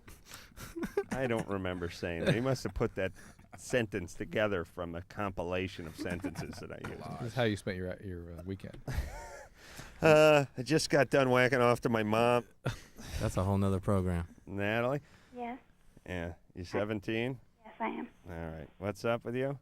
Okay, last weekend I went to this guy's house, and he's 24. And I was a virgin and everything. I wanted to wait till I was married. Well, I don't drink or anything, but I did that night, and I got really, really drunk. And we ended up having sex. That's how I lost my virginity too. Really? All right. Well, so 24-year-old guy? Well, no, I was really drunk. 22. Right. Oh, I see. Drunk and peer pressure. You got the girl really drunk. So. Smart. So, Yep. Anyway, and I feel really bad about it and stuff, and I barely remember having sex with him, you know, Well, that's good, though, right? I guess, but, I mean, is it okay? I mean, I feel really bad about it, and I wished I hadn't have done it, because I wish I was still a virgin, you know. Yeah. Is it, like, okay if I still tell guys that I Yeah, am? go ahead. That's fine. It is okay? Sure. Well, but you're You have not. my permission. Well, you're not. It's not Yeah. real. Not. All right, but, you know. Why not make an issue of it and just decide what it is you want to do for you and just abide by that? Well, listen, I tell chicks I was on the motocross circuit for a number of years in the 80s. Why not? They tell me they're virgins, you know. Everyone's turned on. Hey, Natalie, who was this guy? Who was he? Yeah. He was a guy. I just met him like a week ago. Hold on a second. Let me write that down. He was a guy. Got that? All right, let's G- see. 'Cause I'm really trying to put together some facts here. So this guy was what, Drew? A guy. A guy. Okay, so. Okay. Well, now it's all The coming dossier into is focus. complete now, I yeah. see. All right. Well, I know exactly what's going on. I think I might know this dude. Right. He's the guy. He's a guy. That dude. 24. Oh, 24. Yeah. So. Okay. Well, now that we have a very clear and vivid picture of his life and your relationship, I think we can go on and give some answers. Well, he's not like we've been talking for like a week. That's it. And I went to his house and his friend and his friend's girlfriend. What have you guys been talking about for a week? What kind of wine cooler she likes? I'm sorry. Where'd you meet this guy? I met him, actually, I was just like shopping, kind of. Cruising, shopping, kind of. And we met like on the road and we exchanged phone numbers at a stoplight. All right. Well, you had to kind of suspect something, but all right. So you went over there, you got loaded, you had sex. Right, I didn't mean to. I feel horrible about it. I know, but not to make you feel any worse, but you met the guy on the road. He's 24 years old. You threw his phone number through the passenger window of his El Camino, and then you went over to his house and he gave you a cocktail. You must have smelled something coming up. You know what I mean? Pretty naive. I mean, I've never. No kidding. You know? You got a sister? No, I don't. All right. All right. So listen, Natalie. I know you feel bad. Are you going to have a relationship with this guy? I don't think so. Are you not interested in him? He's 24 and I'm 17. He's an idiot too. Come on. He is an idiot. Yeah. Do you feel like you're raped? I don't know. I mean, I thought he cared about me, you know? Oh, please. You were raped. After a week. Well, let's not make everyone raped. Let me tell you my problem with everyone being raped. Then the people that were actually raped get lumped in with these people, and then they weren't let's talk raped about it. either. She wasn't old enough to render consent to this guy. He is a criminal by any stretch of the imagination. Well, so am I for saying got her drunk. By intoxicating, right, that's right, that's my point. And by intoxicating her, she was not able to render consent, but she was already not able to render consent because of her age. Well, he does what I did with the ladies back when, is I'd be like, listen, if you want to have sex, throw up once. And then they'd heave, and I'd go, okay, I'll take that as a yes. As a matter of fact, just hang on to the toilet seat. Stay there. Oh, and that's what I was just talking about a few moments ago. Nice. It's just a new set of rules nowadays. Nice. You proud of yourself for that one? That's pretty funny. Proud of that, yeah. All right. Listen, Natalie, I know. Look, you're going to lose. Look, nobody loses. Okay, here's what I want to say. Women have a fantasy about how they're going to lose their virginity, and men have a fantasy about when they're going to lose their virginity. And all women, and this is 99.9 of the women on the planet, Natalie, their losing their virginity experience did not even come close to living up to the expectations that they had for losing their virginity. So you are just joining the overwhelming majority of women that had great plans for their hymen that was never realized, right? Yep. So you're now in with them. You made the same mistake that a lot of women made. Fine. You're all right. At least you were 17 and not 13. You weren't 13. 14. You're intelligent. You're in one piece. If you want to just say you're virgin to your next boyfriend, fine. Go ahead. That's all right. You don't have to tell him about this goofball guy. It's not about you. And move on. And it's not about the technicality of a Right. virginity anyway. Adam? Yeah, hey. You're 25. What's up? Well, first I'd like to say it's about time you guys got syndicated down here. Where's down here? Fort Lauderdale. Well, how long have we been there? About a month. All right. Yeah, I'm digging it big time. Thanks. Well, I got a question in. I need some advice. First of all, I have a hardcore drug addiction to Oxycontins. What? Oxycontin. That's a long-acting Percocet, basically. Oh, really? It's oxycodone, a long-acting version. Painkiller? Big time. Very intense, and I snort them, a lot of them. Did you have an injury that got you started? Yeah, I've been playing football. I just retired 8 months ago. A severe neck injury. I see. But, where were you playing football? Well, after college, just a little semi-pro down here. I see. And you got a neck injury, so you got on this painkiller, and now you're addicted to it. Yeah. And what's snorting it do for you? Just gets you bigger and better? Yeah, it hits you much faster. That would hurt your neck more, though, wouldn't it? The coating, and there's no time release, so it's wham bam, thank you, man, right into you. So you snort something, you don't get a time release? Right. Well, this particular kind. Or I crush it up and snort it. Andrew, can you give me some of those? No. All right, go ahead, Adam. All right, well, the thing is, well, I don't like to date at all right now. Like, I'm not interested in even dating any girls, but I have girls that come over, and even when I'm having a threesome or foursome, it's, I'm not as excited. I don't feel the same passion I did. Well, there's only 4 chicks, I mean. Well, no, 3 chicks and me. Oh, I see. Yeah, it's only 3 chicks. That's my point. But even if it's me and 2 girls, it's, you'd still, I've always had a lot of passion, I'm smiling for the next couple of days. but it's not that way anymore. How do you get the chicks to come by for the foursome? I really couldn't tell you that. I have no idea. No, please I tell wish me. I I knew, want to 'cause- know. I won't tell anyone. Just tell me. Because I don't know the secret to that one. Being nice doesn't do that. Strippers and... I got the threesome and the fivesome down, but I can't figure out that foursome. Strippers. Oh, strippers. Well, no, they're not all, but, I've dated some and their friends. Mm-hmm. I don't know. Or, you know. Uh-huh. You know? All right. And what do you... end up taking them out, drink and drive, so... You just snort, right? Guy there, they're drunk. And all right. So you want to know how to get off of this stuff? Yeah, I'd love to know that. Well, it's the same as heroin. I've been to a methadone clinic, but their program with outpatient getting me addicted to something else just didn't make much sense to me. Right, so you need to go somewhere you can get comprehensive chemical dependency treatment. Or the detox will take... on my own, or... No, impossible. Nor can you do it outside of a hospital.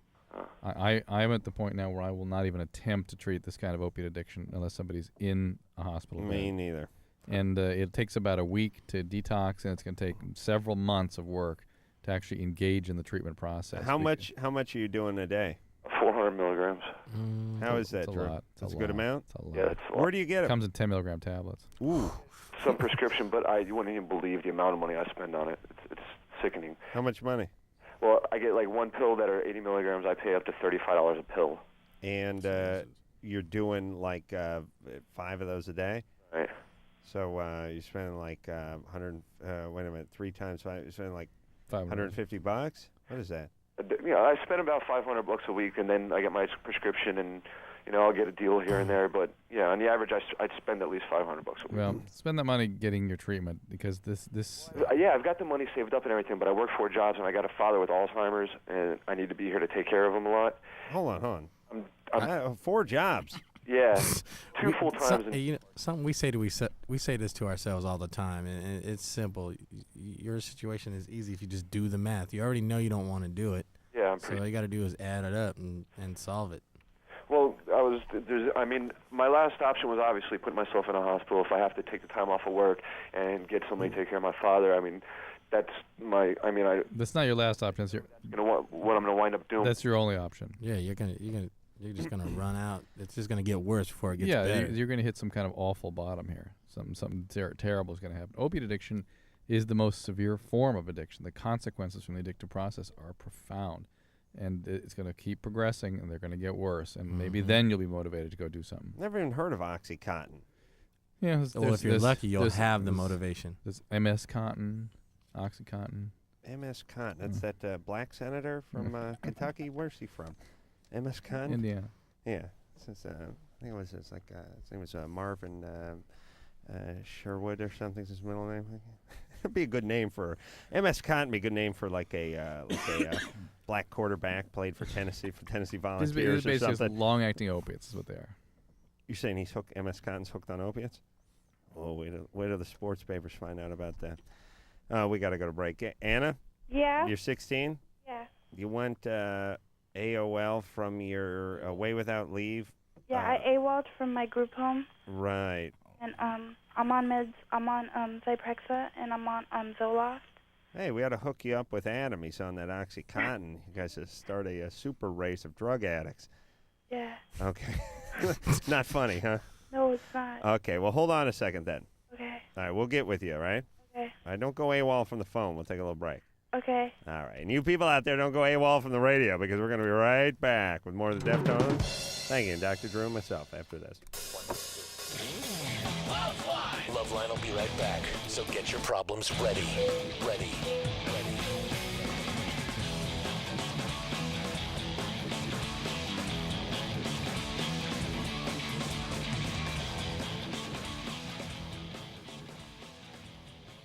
Commercials are more believable when real customers give a testimonial. So on the line with me is Karen Ellis, a Geico Auto Insurance customer. Karen, give us a testimonial. Well, of all the canned peaches I've tried, I think the ones in heavy syrup are the best. They're just good.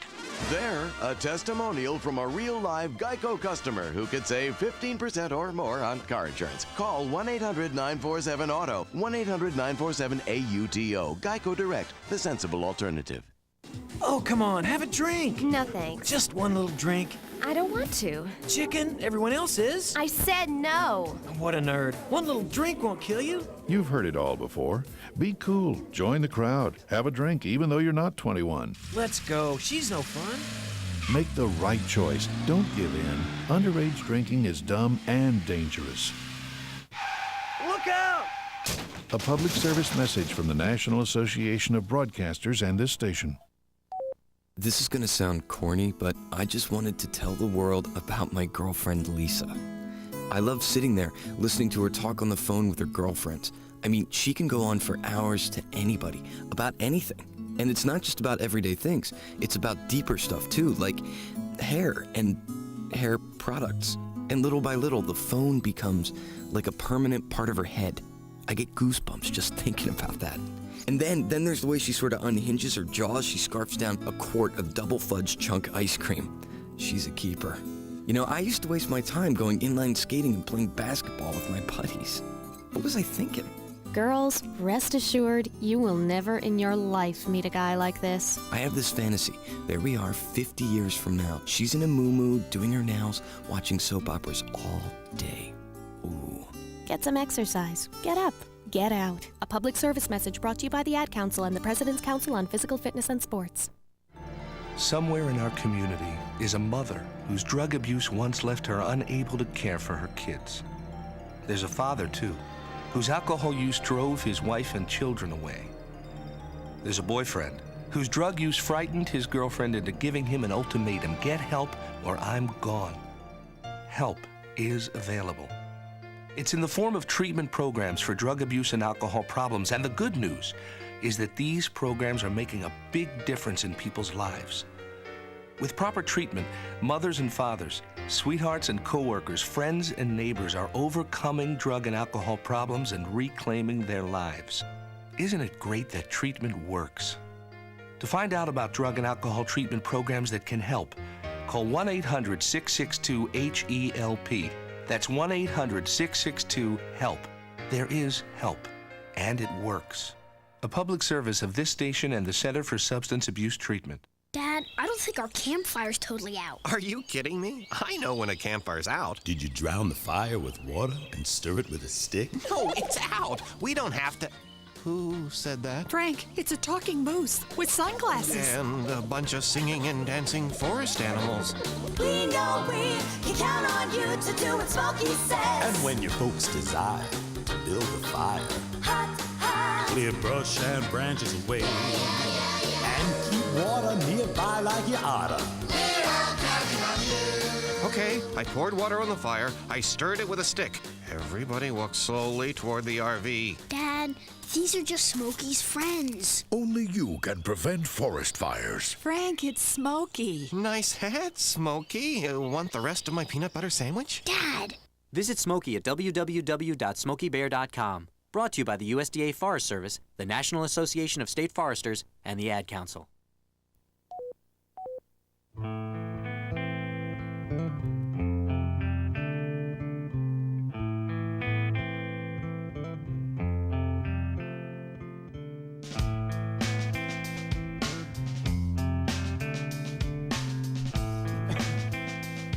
Hey, it's LoveLine. I'm Adam Carolla. That is Dr. Do. Frank and Steph are both here from the Deftones. We're the silent half. We're going to hear something off of the White Pony CD, which is their latest CD. I think we'll take one call and then we'll hear that. Yeah? Finish with Anna, yeah. Do it. Ooh, where was she? No, over here, yes. Anna? Yeah? So you went AWOL from your group home. Yeah. I left, on Monday night. What were you in there for? My father placed me there because I wasn't going to school and I was doing drugs. And, You know what AWOL stands for? yeah. Wait. What? Oh, wait. Left without permission. Yeah, let's see. L W AWOP. O P. WAP. No, it's away without leave. Oh, okay. That's a military thing. But anyway, I'm just trying to educate while I Thanks. criticize. And Because drugs. I wasn't going to school and I was doing drugs all the time. I see. All right, makes sense. And how'd you get out? I left, they put me in an emancipation home called Romberger House. Oh, Romberger. Right. That Nazi war criminal from World War II? No. General Romberger? No. The last, I think it's a Jewish name. Oh, I see. But why did you leave? 'Cause like, I didn't like being there. Like, there was a lot of racist people there. What are you? Are you a race? I'm Mexican. Oh, were they racist against you? What'd they do? Like, they were white and they put like Nazi signs all over above my bed. Were these other patients? Huh? These are other patients. Yeah. That's a They had to scam. give me my own room, and then like somebody broke into my closet and took all my stuff. Well, what about going to another place? I can't Why? do that 'cause I don't want to risk running into more people like this. So like I'm staying with some friends right now. Wait a minute. Was this like a prison or was it just like a No, it's halfway house? It's a group home. Yeah, Group home, it's a really? residential treatment Yeah, center. it's in Pasadena. And there's a lot of young Nazis hanging around at those places. Well, a lot of angry A lot antisocial of screwed up types. white kids. Yeah. But All you right. need to be there for your own good, and it's to get treatment for the problem you're having, managing your life and dealing with the drugs, dealing with it's to help you that you go to places like that. I know, but it's like I never experienced that before. The racism part. Yeah. Well, there's probably just one like really, almost use the F word, one screwed up guy. You know what I mean? One Like angry guy. like one angry idiot kind of guy. It's a girls' home. There's nothing but Oh, girls. all right. Well, better yet, screwed up chick. But it's not about racism; it's about just her Her rage, just being screwed up. Yeah, her hatred. Oh well, I don't know. It feels like they ran me away from there and stuff. Well, then you need to find another one. All right. Where were you? Oh, listen. Wait. Which house we at? I was at a Romberger house. The Romberg house. You said that. Or just go back and Drew, confront you know the all the situation. houses. Yeah, I'm not familiar with that one. Really? Well, I thought you and visited. you're I thought you had 16. ladies in all those homes. All right, Anna, go back. I can't. Why don't you look into Casa de las Amigas? I'm not sure if they take. Yeah, they somebody like raised. Mexicans there. That means welcome Mexicans Check in out Spanish, Casa. right? They will at least help you, okay, Anna? You can. Casa de las Amigas is also in Pasadena. Oh well, I was calling Hope up. it's not Pasadena, Texas. I'm on meds. Where are you in? You're in L.A. County. I'm in Montebello. Yeah. Okay. All right. So what? Casa de las She Amigas. says she's on meds. Yeah, and the medicines don't. Yes, you need your medication, but it's not like you're gonna crash or withdraw or anything like that. Okay. Yeah, but like when I'm off them for a long time, my psychiatrist said that I can go crazy. Yes, that's what you need to. That's why you were taking them, is to prevent that from happening. You're insane. Hey, Anna. Yeah. Honey, start taking care of yourself. You're 16, right? Yeah. And let's not screw things up worse than they are. Yeah, you still got time. And listen, Anna. Yeah. Here's what I want you to understand very clearly, all right? I know you have a lot of impulses and instincts and ideas and notions. Most of them are wrong, okay? Okay. Your thinking is what got you into this pickle in the first place. Just get with somebody, and when they tell you to do something, just trust them and do it. Follow directions. Yeah. Follow directions, okay? Yeah. You're really All right. hitting at, Adam, the most fundamental problem I have to deal with all the time is that people who have abusive parents aren't willing to follow directions. And they find abuse wherever they go, Yes. magically, even if they have to bring it out in the person. But they will not follow directions. Now, where do you want her to go in Pasadena again? Casa de las Amigas. That means welcome junkies in Spanish? Yes. All, one and all. Welcome all junkies? Junkies, one and all. Oh, I see. Welcome one and all junkies. Yes. Okay. It's all perception. If you want a good life, live a good life, you know? Yeah, I think she really wants a good one, but I don't think but you have she's to believe it. I You don't have think to- she's living it. You have to Well, live the she may not- lifestyle you want to live. She doesn't have the ability yet, and that's what the process of putting her in the sort of residential program is supposed to do. All right. Frank, you're Mexican, right? Yep. You know, it seems to me, that maybe I'm just naive, but it seems like the white supremacist guys, they go after the blacks and the Jews, and the Mexicans are kind of gnats that are buzzing around, but they're not bothered by them that much. They really focus on the Jews and the blacks. Like, you know, it's always like, we got to stop the blacks, we got to stop the Jews. What about the Mexicans? Yeah, stop them too. But it's always like, She caught a bad one. it always seems like a second thought. It's like, yeah, what color are they? Oh, yeah, all right, yeah, no, they're out. Sorry, did I forget the Mexicans? Bert, if I don't bring up the Mexicans, you remind me next time.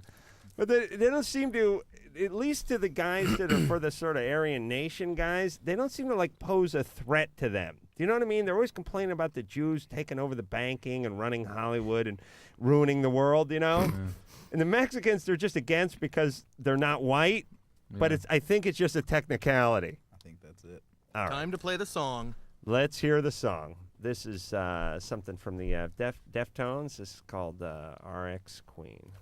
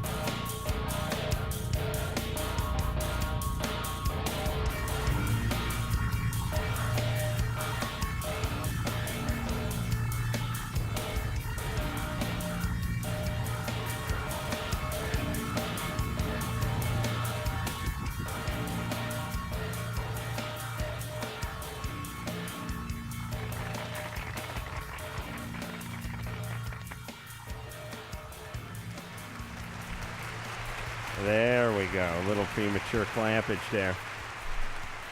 There's another song for the Deftones off of White Pony. We're all just having a discussion during the break over which ethnicities complain the most. I won't give you the outcome, but it was interesting. We decided the Mexicans did the least complaining, and that's why we like them the most. Hey, listen, that is a compliment. I'm not even tripping. Whatever ethnicity does the least complaining is my favorite ethnicity. Tom? Yeah. You 14? Yeah. Yeah. You smoke a lot of weed? Yeah. Yeah. Yeah, I'm going to start out this call by telling you this is a really cool radio show. Thanks, Tom. Yeah. Are you stoned now? Huh? Yeah. Are you stoned? No. Huh? Yeah. A little bit? It's worn off. Yeah. All right. Anyway. All right. So. Tom, I know you think this is a fever pitch, but it's really kind of slow. So what happened? What's your problem? So, well, today, like, I was skateboarding. Mm-hmm. And do you have, like, any skateboarding knowledge? Like extensive. Hold on. What's a skateboard? Huh? Do you use that in the ocean, a skateboard? Or is that something? Oh, that's surfboard. Go ahead. Yeah, okay. So what happened? So there's, like, a trick, and it's called a nollie. Mm-hmm. Oh, yeah. And you know what it is. Yeah, I'm down. Whenever one of our callers talks about a trick, it usually means that they were on top of a railing of a stairway.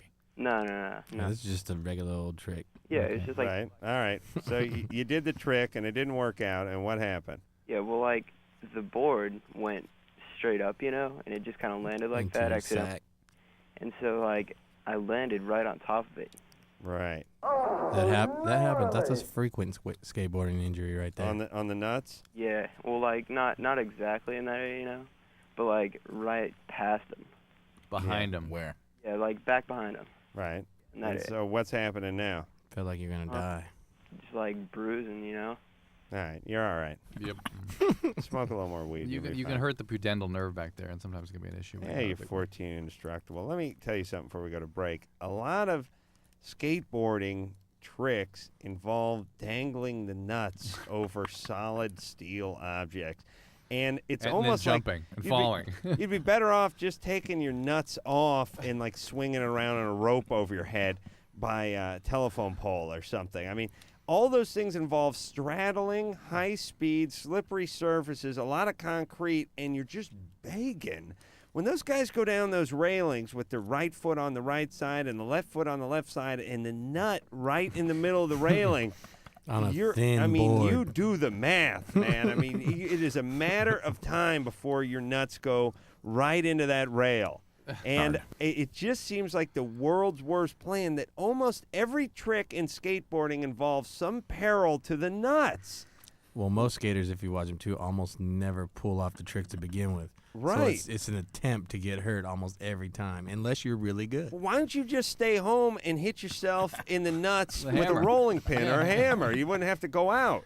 And you wouldn't skin your knee up. You just damage the nuts. That's what you're trying to do when you skateboard. I'm telling you, save yourself some money, sit home, put the elbow pads, the knee pads, and the helmet on, and then whack yourself in the nuts with a hammer. It's like, it's all nut oriented, and none of those guys wear a cup, do they? No, there's no. No, cups that'd be in too skateboarding. smart. Nut- Okay, Nut oriented. It's a nut oriented sport. All right, here we go. All right, we'll take a little break. We'll be back. LoveLine.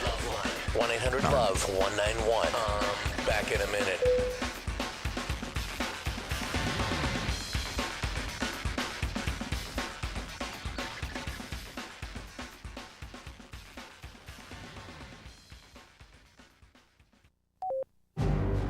This is a story about American heroes. They changed quite a few lives last year. Jorge Vasquez put out fires, but no, he's not a firefighter. Philip Dale discovered several new stars. Oh, he's not an astronomer. And Elaine Capobianco, she saved a child from drowning, but she's not a lifeguard. They're teachers, but to the kids they've reached, they're heroes. I'm a teacher. The children are the heroes. We're not just teaching subject matter, we're teaching human beings. I am tough as nails, but they know that I love them. I mean, we've got a legacy that follows behind us forever. Teachers have the power to make an impact on our future. California will need about 250,000 more of them in the next 10 years. Reach for that power.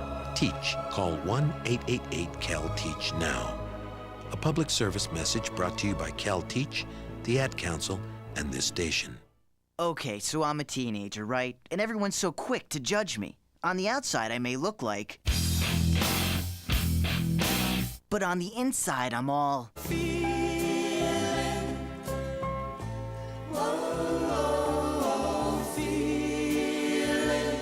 Just because I look like... doesn't mean I act that way. In fact, I'm actually involved in crime prevention. That sounds more like this. It's really a great way to convince adults that while you may be looking, you're really thinking. Call 1-800-722-TEENS to find out how to make your community a safer place for everyone. Get involved, get the number, and call 1-800-722-TEENS. A public service message from the Crime Prevention Coalition of America, the U.S. Department of Justice, and the Ad Council. Evening, folks. I'm Vince. And I'm Larry. We're the crash test dummies. We'd like to entertain you with a little song. Only one thing. We can't sing, but we're here with someone who can, with a song for the little ones. Ray? Mr. Charles? On the big highway of life, there's only one safe place for kids. Backseat, baby. The front seat's not the place to drop off. Put that booties in the backseat. Airbags and kids should never meet. I'm here to remind you to put them behind you. Raymundo, do you mind if we try? Oh, let me hear it. Backseat, baby, better buckled in the back. Backseat, baby. Baby faces stay intact. Larry, yo, Larry, maybe you should keep your day job. Ow, that hurts. Not as much as our day job. Backseat, baby. You stay alive even when I drive. You could learn a lot from a dummy. Buckle your kids in the back seat.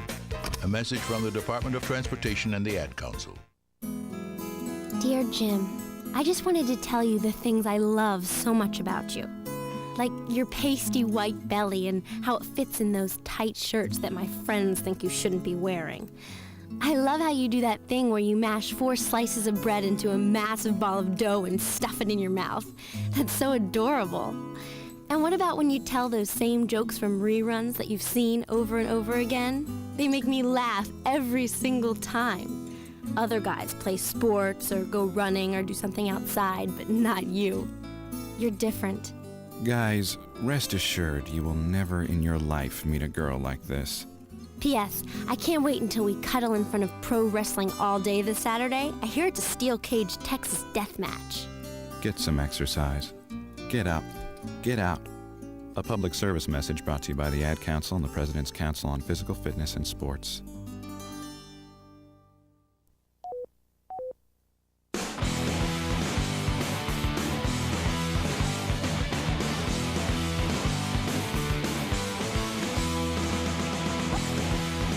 Hey, it is LoveLine. Forget about the phone number. Oh, Adam, thanks for joining us. Wait, no, hang on. We don't need a mic. You don't need a mic. Relax. How dare you? Oh, I'm sorry. How dare you, Anderson? All right. I need a mic. Here we go. Kevin? How dare you? Yeah. You're 23? Yeah, I have a problem with the erections. Yes. They tend to happen, like, whenever. Like, I'll be sitting on a bus or something, and it'll just, like, happen. I don't know if it's from movement or what. Yeah. This always happen? Yeah, it just happens. Needs a little Corolla maintenance. What'd you say? Is it happen your whole life? Well, I don't know. I guess it started in 5th grade, but, I mean, I'll be just sitting there. Wasn't when he was 3, Adam. You weren't getting erections, let's say, when you were being circumcised? You didn't have an erection? Oh, I wouldn't know that. I don't remember. But anyways, I'll be sitting there, and it'll just happen. An honest guy. See? That's true. Right. Okay. I mean... Do you masturbate? Well, of course, every guy does, you know. How often do you do that? Or you get your time in. How often do you do that? I don't know, like twice a day. Twice a day? Still get the erections, huh? Yeah, well, I work full time, you know. I got to get some rest after all that. You know? All right, so what do you, but you're riding the bus, so the job can't be that good. What, No, I mean... yeah, what kind of pants you wear? Jeans. All right, you're fine.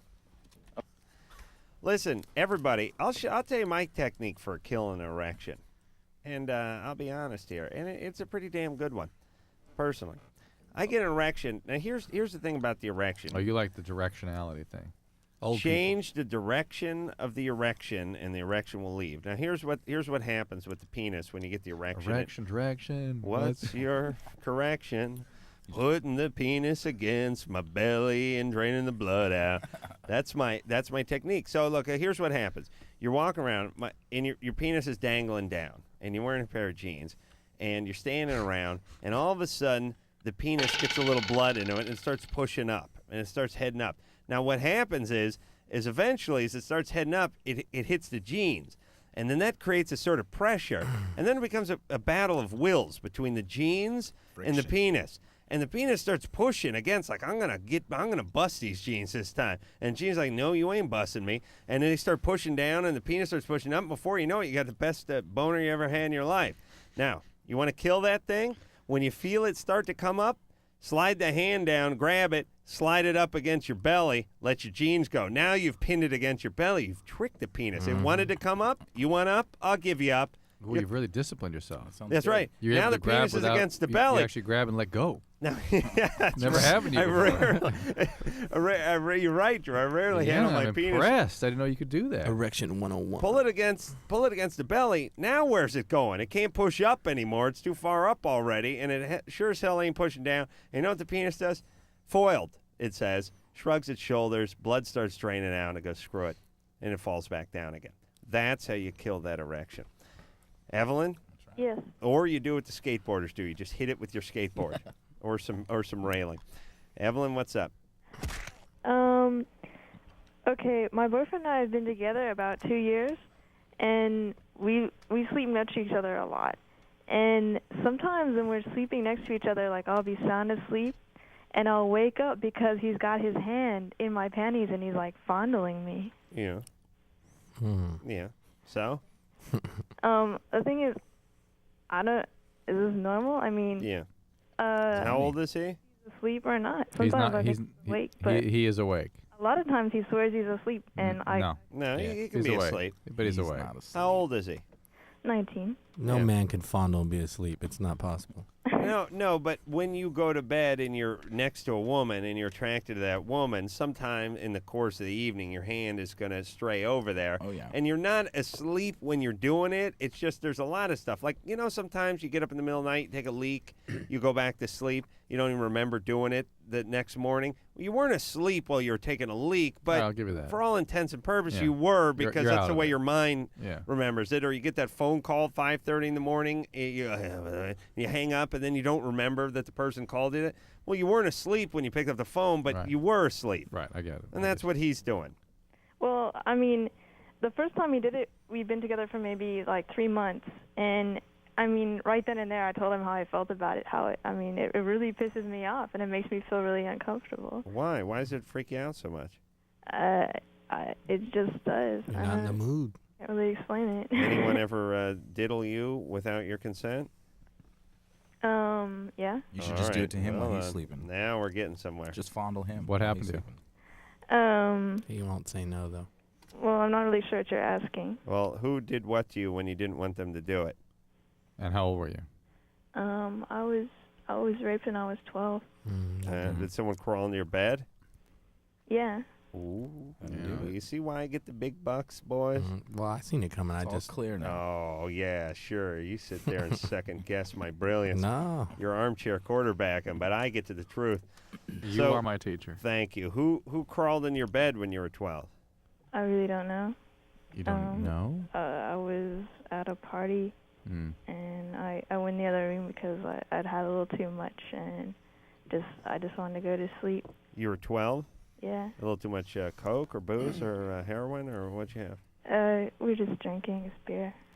You're 12 years old. You drank too much. You went to go crash out at the party, and some guy crawled in and he raped you.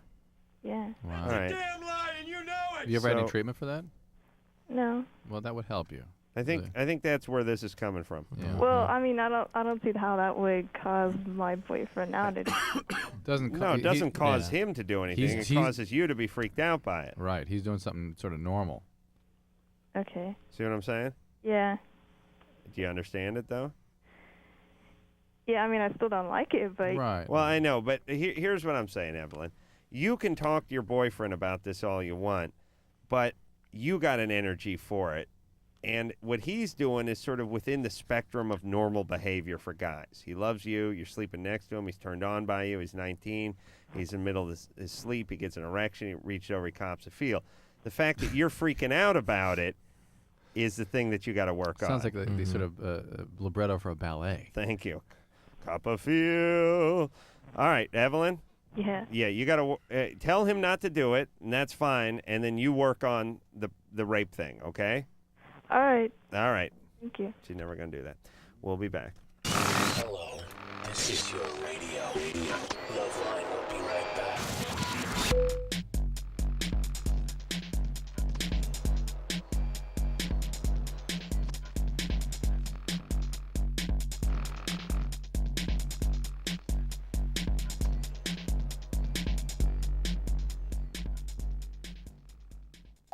These are the sounds of today's kids.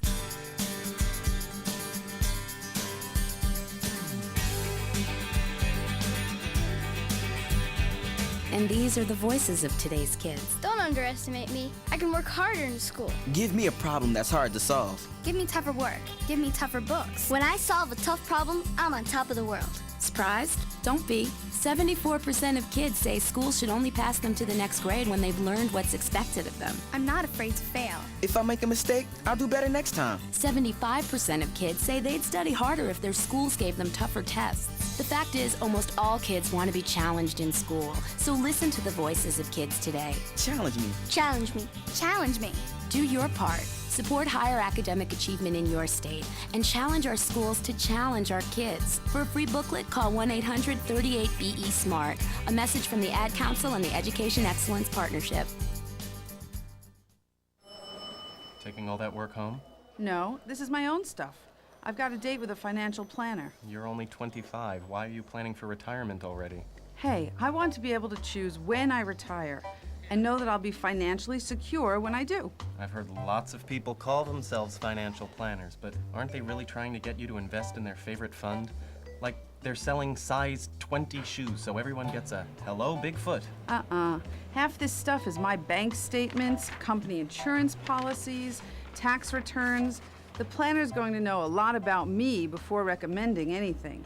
The rest is background information I've collected on her and 2 other planners. If she passes tonight's round, she gets my papers. Securing your financial future is important. You have a right to expect financial advice that's competent, ethical, and based on your needs.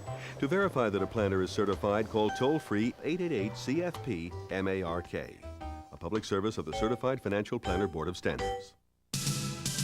Hey, driving fans! It may have happened to you. You may have heard the roar of the rumble strips, the blast of car and truck horns, and the heart-pounding fear of a near miss.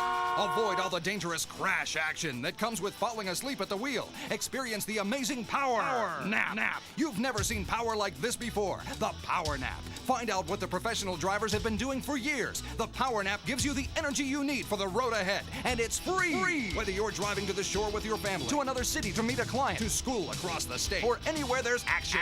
The Power Nap is your ticket to revitalization. Experience the Power Nap at a rest stop near you. Just pull in, find a safe, well-lighted spot to park, turn off the key, and close your eyes. In just 20 to 30 minutes, you'll have the energy you need to drive safely for miles. So don't push it, park it, and feel the power of the Power Nap. A wake-up call to all drivers from the U.S. Department of Transportation and the American Trucking Association.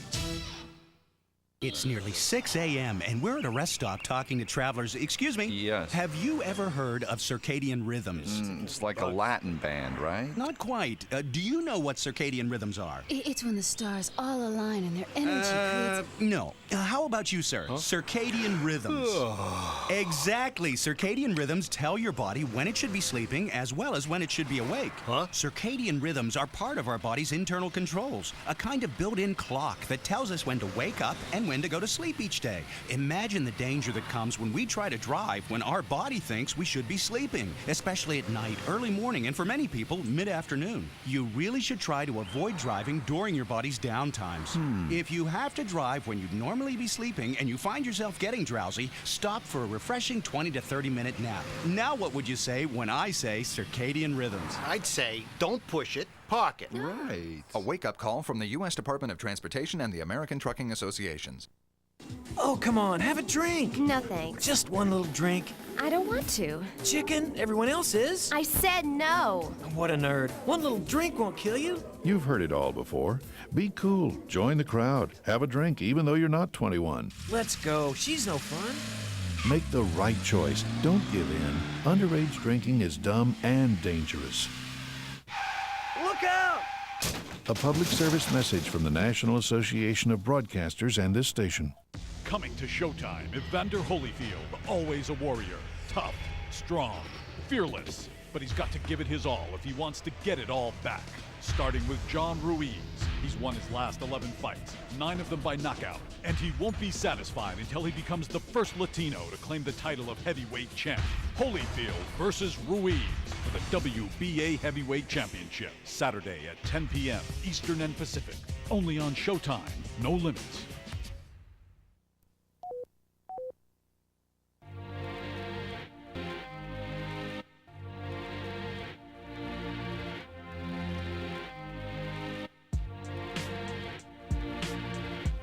All right. Well, there you go. Another fabulous show in the can. I want to thank Frank and Steph for coming in here from the Deftones. Thank you. White Pony, everybody, is the name of the CD. You can get that and then fly over to Europe and see him on what's left of the tour because the Palladium show is sold out. Thanks for coming in, guys. We appreciate it. Thank you, guys. So, until next time, this is Adam Carolla for Dr. Drew saying mahalo. I remember when I blew my uncle in high school. It was one of the worst days of my life. This has been LoveLine. The opinions expressed on this show are not necessarily those of the staff, management, sponsors, or this station. The producer for LoveLine is Ann Wilkins Ingold. LoveLine is a presentation of Westwood One Entertainment.